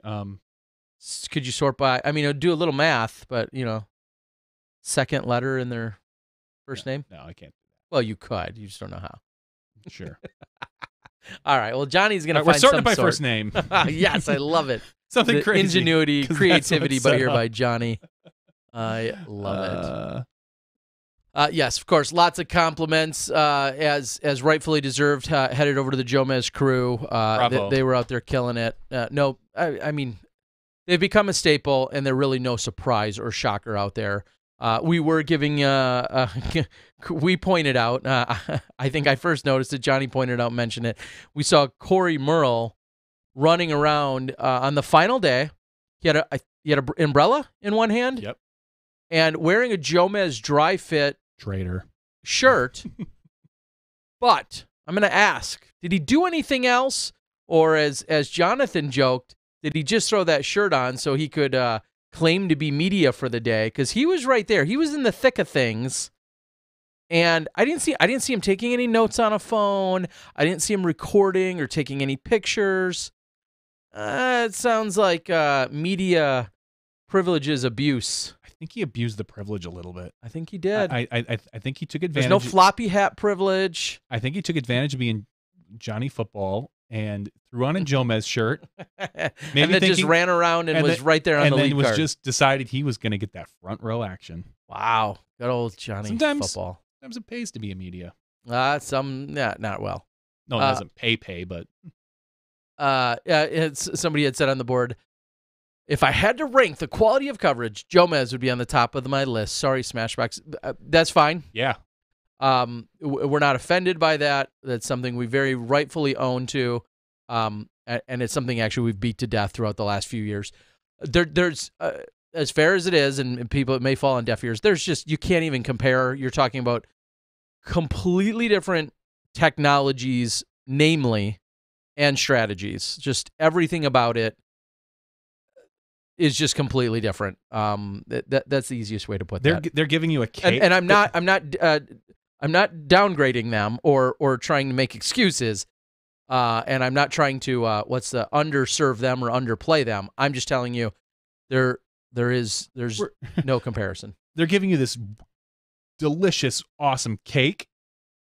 And then what you do is you take that cake, you shove it through a keyhole, and you have a plate there, and that's what we're giving you. Like, you're getting the same cake. It's just not nearly as nice. You can't quite, you're pushing all that, the equivalent is you're pushing all that data through a tiny, tiny little pinhole, and that's what we're giving you. And it gets what you want, and it's action, and it's live, and you're getting that, but it doesn't have the presentation that Jomez can give you. And we just, or in another way too. I mean, I like that mine. maybe helps push the data. I would say it would almost be like you order a cake and we give you the cake in the drive-through, or whatever you're ordering in a drive-through. Do you get cakes at drive-throughs? I've never in your gotten a world cake- you do. So yeah. No, but you're getting a gotten a cake at the drive-through, produced by us as quickly and as efficiently as possible to give you that cake. When you get a Jomez production, you're going to the bridal shower cake shop the next day after a 24-hour notice, and you are getting the most elegant and beautiful cake on the planet. Like, just very different Fine. approaches to all use of a it. better analogy. I'm just saying, very different God. approaches. And Let's and, give and they something kill it. away. Yeah, but do they give away stuff every week? Oh, Yeah, maybe they do. They give Damn away it. something on every Damn it. product. So, yes. All right. Either way. So let's pick a number. This is Paul's second. I'm going to go with 2. So ultimately, 101 through 192. I think you should go through 20. There's been 20 USDGCs. I thought about it, but I don't feel like it. So the second number we've generated is number 7. Holy cow. So it's going to be someone way early. Number 7 is Bryce Kennedy. Bryce Kennedy. That's a new Kennedy. name. I like it. That's a name I haven't heard in a long time. Ever. I've never heard Bryce Kennedy. Other than All the right, fact Bryce he's Kennedy. He's my favorite Smashy tonight. Tonight, Bryce Kennedy, you are eligible. You're going to win something of my choosing that I'll send out to you for free. I will send And you. you're an going to email. love it. So, We got an email from somebody saying, "Hey, man, just letting you know, I didn't get my thing yet." It was at like 9 in the morning, and then I got another email at noon, and he was like, "Oh, sorry, got here today. My bad." oh, no, that was just my customer service. I saw that email at 9 in the morning. Really? And then, you flew it out to him and personally. then I droned it over to them. No, that was that. I saw that set of messages, perfectly timed. I'm relatively caught up. I feel like I'm just maybe 1 week behind. And now 1 week's going to turn into 3 because I leave on Thursday. I'm going to the to the Hall of Fame Classic to cover FPO next day coverage this weekend, and then I will be driving to the PDGA Summit on Monday, and then driving to the Disc Golf Pro Tour Championships, and then the day I come back on Monday the 22nd, I get to celebrate my daughter's 10th birthday. It may be 11 by the time I'm home. 10th birthday, a day after her birthday. So I just miss it by a day this year. So yay me. Dad of the year. Not so much. So anyway, what I was getting at is it'll be a couple weeks and then we'll give out some swing stuff. by because I can drop something off. Have that fill-in dad step in. All right. So any live coverage this weekend? That's a great question. And the answer is no. David, no live coverage this weekend. We're going to be at the Hall of Fame, unfortunately, as we experienced at Worlds a year or two ago, and then at the Hall of Fame last year. There is not signal at the International Disc Golf Center's Wildwood Park. There's just not enough signal, or hardly any signal for that matter, to be able to do live broadcasting. So next day, shot-by-shot coverage. I've been assigned or offered and assigned the FPO field, and I'm excited to go out there and do so and bring you that next day coverage, hopefully with 2 women commentators. Jomez, I believe, is going to be there, and I believe Central Coast will be there for video. So no live this weekend. Huddle Hands says, I miss Terry's commentary. Thanks. The fight in Vegas, I watched the last few seconds. Actually, I watched a few minutes while it was happening, I think, through some Facebook feed, and then clearly it was the melee, the madness, and the chaos that took place after it that seemed to make even bigger news, fair or not. It will be interesting to see how all of that shakes out, but we shall see. I don't have any strong opinion. I guess I just wonder for any of your, and I'm not a diehard MMA fan. I think I can name 3 people in the MMA, maybe. But my question really generically is, does this put someone like Conor McGregor in like a Ronda Rousey territory? And I only mean that only. The only comparison is, is this signal done. The beginning and the end? Yes. And does going 3 rounds, and I'll say just losing at the end, but does going 2.5 rounds or whatever it was, does that signify washed up? He just didn't win. He just didn't dominate. Is that like someone not winning a tournament and saying, well, they're washed up, or did they just not win that time and they got plenty in them? Do you go from being one of the greatest ever to washed up in 6 months, 18 months? Well, didn't he fight Floyd and lose there? That's very much an anomaly, but sure, okay. But here's what it feels like with MMA. What have you done for me lately? A little bit. Mm-hmm. Like you dominate. It seems like your head gets a little bit big, and at some point, I think your ears do too. Yeah, a little swollen up, some cauliflower ear. And then it seems like I've seen a few players just. It's a very quick fall off. Okay. Like you need to, if you're going to be an MMA fighter, it feels like you need to dedicate yourself to that. And once you start maybe buying into your own hype, like Conor did, like Ronda Rousey did, it seems like maybe there's someone very quickly there to just take you down. And whether or not, I highly doubt we will see him make a true comeback to the top of the sport. Okay. That's my very uneducated opinion. Yeah, I was going to say I would buy that for $1, but I would probably bet 5 against it. You think he's going to come back? My knowledge is about 10% more than yours, maybe 20% more than yours. And with that disclaimer, I think we'll see him come back. But what do I know? I don't think we will. I think he makes good money when he steps in that ring, and I think that you could solely let that drive you for a little while. I think he's more of a personality now, and I'm not saying he's not going to get back in the ring. I'm saying he's never going to be the dominant player he once was, ever. Okay. So some other things, and that's about as far as we'll go on that. What is the next coverage then? Live at the Disc Golf Pro Tour. In fact, kind of ridiculous. We've got confirmation Thursday, Friday, Saturday, Sunday. The plan, knock on wood, is to give you 6 hours of coverage each freaking day. That's a lot of coverage. Yeah. 6 hours. If you want a lot of times disc golf 4 coverage, days. tune Live. into the Disc Golf Pro Tour finale. You're talking 6 hours on Thursday, 6 hours on Friday, 6 hours on Saturday, And 6 hours on Sunday. so if you're not sick of me by the end of the weekend, Oh, my Lord, I am we'll make sure it happens. already. Yes. So it's like half a podcast for us. Yeah, Ugh. exactly. Country Disc Golf says, yes, International Disc Golf Center is in the sticks, and looking forward to having Country Disc Golf out there helping me as this weekend's coverage unfolds. If we are looking for comments to talk about, what are some thoughts about the world champ's performance and image at Winthrop? Like Paul's? No, I would assume Barsby. Oh, Barsby. Duh. I don't know what you mean by image. I don't know if there's something I'm missing. His performance was tied for 7th. I think that's solid.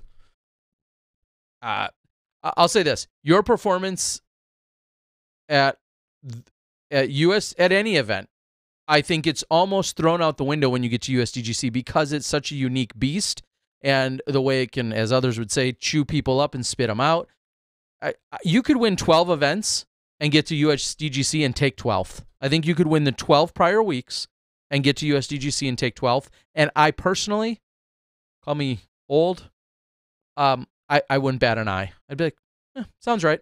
Like, that's just USDGC.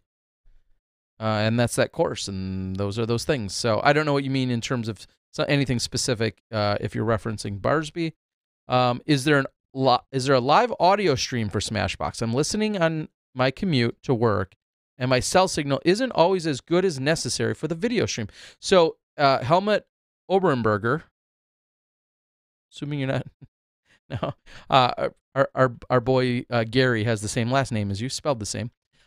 You need to download our stream to a podcast app and then play it that way. Well, assuming he's talking about this, if you're talking about live, like you're trying to watch or whatever while you're live, the only way truly to do that is to have, basically you need to have YouTube Premium or something. Yeah, the YouTube Premium, so that you can minimize it on your phone and still get the audio quality, because then it does not take up the video as well, I believe. I need to look into, over the winter here, streaming out to maybe Spreaker like they did, Sure, and seeing if we can have just an audio feed. What about TalkShoe? There's a blast from the past. Yeah, that's awesome. Yeah, wow. And to see if we can push something like that out so we can have just an audio feed. I don't think it's really that needed, requested, but I have heard that every couple months somebody brings it up. Just tune into Twitch. They solve all our problems. I'm just kidding. They don't. All Twitch viewer we have. The interview with the fighter that took off his shorts and won during the Joe Rogan interview. That was hilarious. I did see that ran around Facebook for a day or so. You don't have to be a fan of MMA. Like, that was a hilarious interview in itself. I don't think, maybe for the notoriety it would be funny, but I don't think I ever want a similar interview like that to happen to me in disc golf. But it was hilarious to watch it. I totally agree. Connor had no chance of winning this fight. He was never in the conversation. Also, he was never in the conversation for greatest ever. He was a substantial underdog. Okay.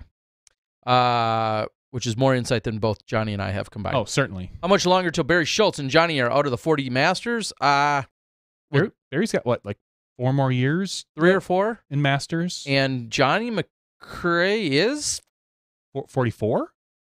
Yeah, I'm not sure. I believe somewhere around there. Cam Todd versus TD. I don't know what that means. Hope you guys have discovered MMA nearly as fixed as WWF. I'm not even said entertain that, but okay. I don't watch a lot of MMA. I can believe that. But sure. when they jumped out in the crowd, I said, that sounds like something that happened in WWE. All right, more discussion about how good Connor is or isn't. Darren says he'll be in Jacksonville. We'll see you there, buddy. That's about it. Todd versus Harold. There was a beef a few years ago that I think got all sorted out. Simon for 52nd place is disappointing. I think he and all of us can agree on that. We talked about that way earlier in the show. The Smashbox have a Skip Ace League. We did not do one this year, a Yuli's Picks, like we had in the past. It was very hard to pin Yuli down for a lot of that stuff. So we didn't. I don't believe we really did a Yuli's picks, but the tour finale, so to speak, the NT finale is the last event of the Skip Ace season. So get your picks in, get all that stuff taken care of, and hopefully over the winter, I'll let everyone know how the upgrades are going. So I've got some plans. I'm going to work with my web guy who I haven't talked to in like 2 months now because I haven't really needed him. So I'm going to talk to him and start getting things lined up. You may see the site go offline over the winter for a little while here and there, but I got some plans. All right. Lazat fell off after he got his girlfriend. I mean, he's washed up, and just wait till he gets married, and then, I mean, done.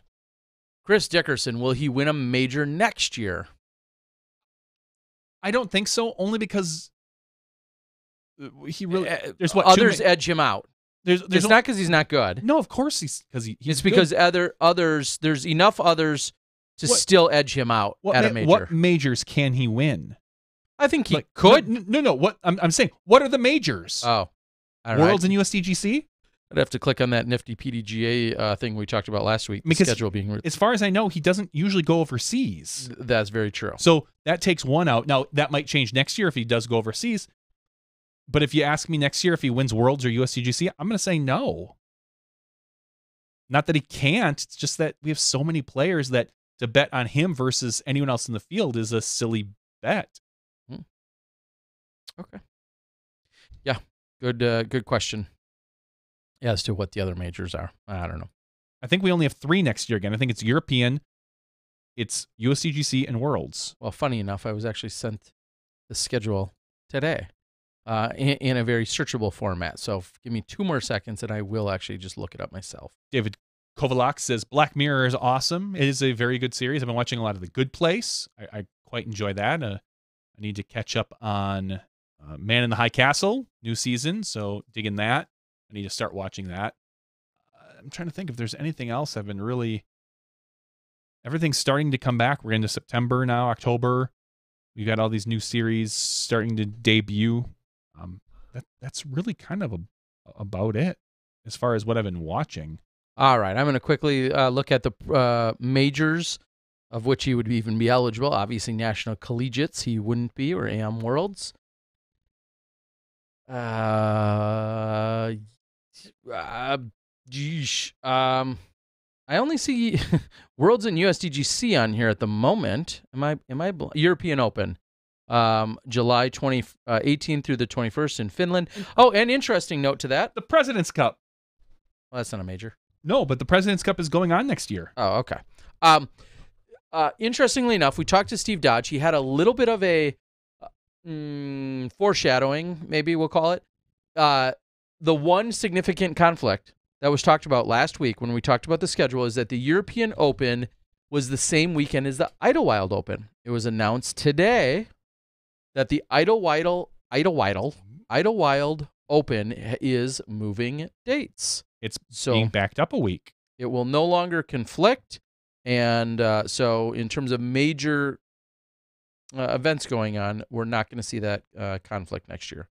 So that's pretty great to see. I've also been watching... Yes, it's now the 26th through the 28th, the weekend after. TV show called Forever on Amazon Prime. Forever 21, yeah. Just Forever. Oh. It's got Fred Armisen from SNL. Ah, okay, yeah. I think I saw that in my queue. Go on. And Maya Rudolph. I almost said Maya Angelou. Not Maya Angelou. Maya Rudolph. It is very... It's really unique in that it's a little slower, but it takes a real funny turn on the second episode or third episode that you just don't see coming. And then you roll with it from there.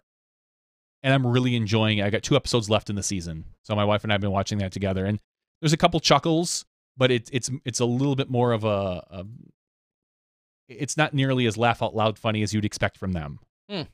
So I recommend it. It's a fun little thing. I had an I don't even know where I spit it out. Would classify this as. There's a lot of movies that I feel are either widely accepted pop culture, maybe not pop culture, just standard movies that everyone has seen that I feel like I haven't gotten around to seeing. Sure. And I don't know if this even fits into this category, but American Psycho? Yeah. Christian Bale? Would you say that it fits in that category? I think yes. Like others you put in this category are like a Basic Instinct comes to mind, actually, funny enough. Similar type of. Exactly. Or a Godfather. I mean, The Goonies. Like, those are just absolutely iconic classics that I think everybody needs to see at least once. Yes, I think this does kind of fit into that particular arena. It doesn't have the weight of a Godfather, correct? But it definitely, for us, because it's one of Christian Bale's breakout performances. On top of the fact that it was very unique at the time, I think you could put that in this category. Okay, I didn't know if I'd quite put it there, but somehow in editing the other night, I randomly was flipping through the old Netflix or Prime, one of those, and I came across it. I'm like, you know what? There's no time like now. I wouldn't call it spare time, but there's no time like now where once every blue moon, I will randomly throw on some seemingly iconic or notable movie that I've never watched, this being one of them. Honestly, if I put together the list, it has to be somewhere between 50 and 100 deep. There's probably quite a few. Mm-hmm. And I'm not even sure if this quite made the list. It was on the fringe. So I watched it, and yeah, okay. It was interesting. Yeah, I feel like it's been talked about more than what I took out of it. It's, to me, another great example, the movie Seven. Okay. Like Seven is a really good movie. I wouldn't call it one of the all-time greats, but it's one of those things where it's just like there are certain phrases and references that you just that just come from that movie. Like in American Psycho, the whole Huey Lewis and the News scene it's an iconic scene in American cinema, but ultimately there's a lot of the movie that's forgettable. Okay.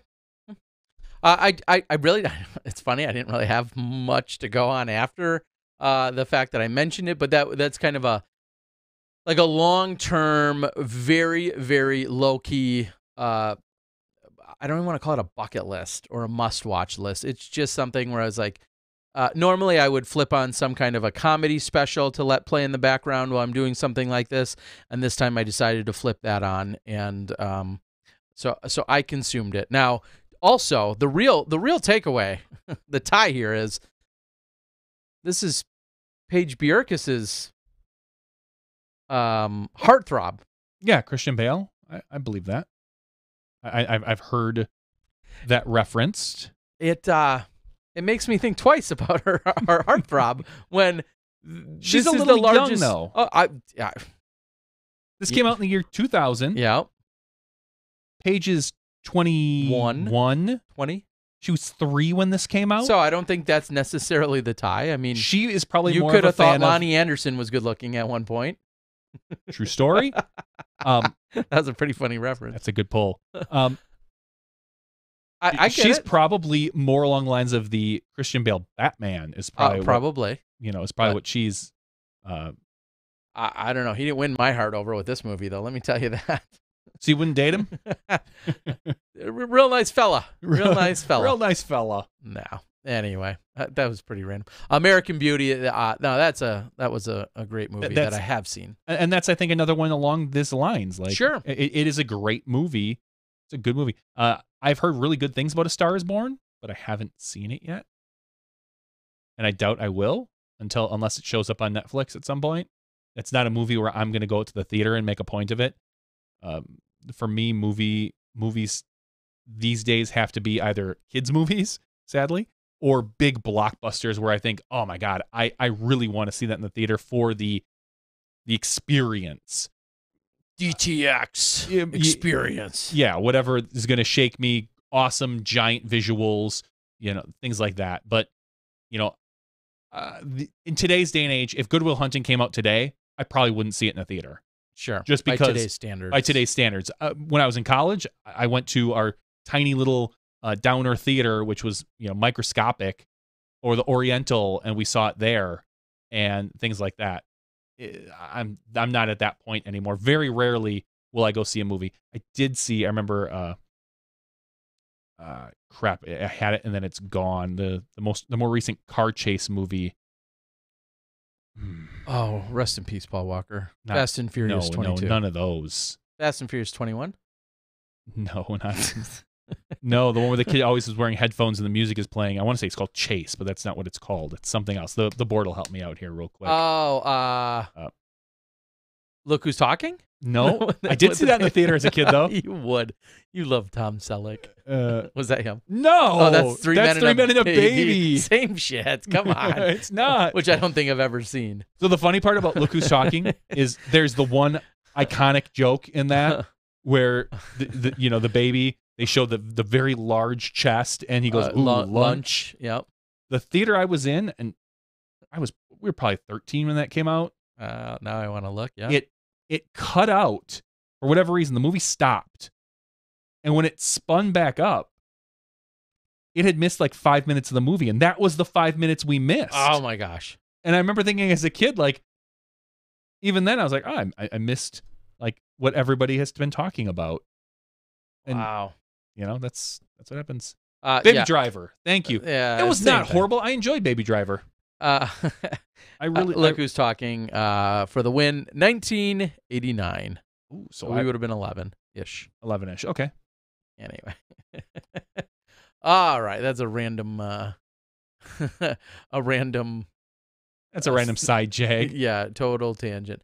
If you're not listening to the Rewatchables podcast by The Ringer, you're welcome.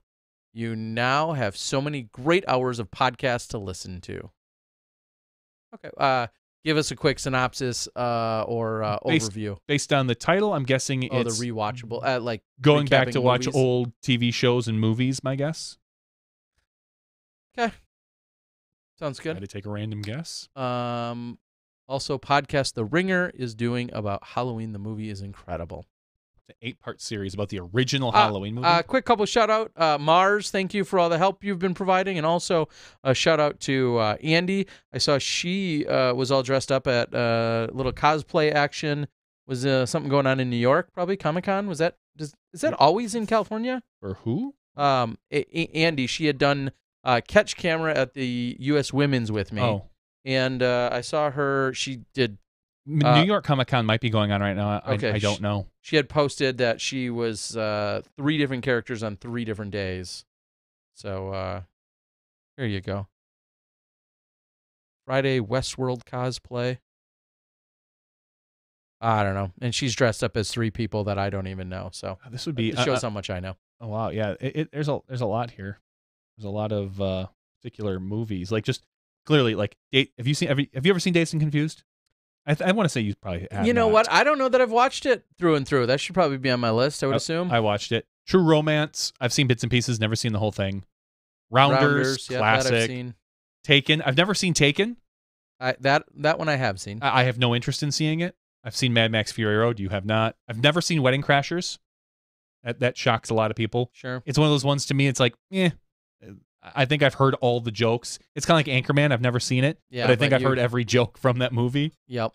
My Best Friend's Wedding. I've probably watched it as a kid a while ago. I don't know.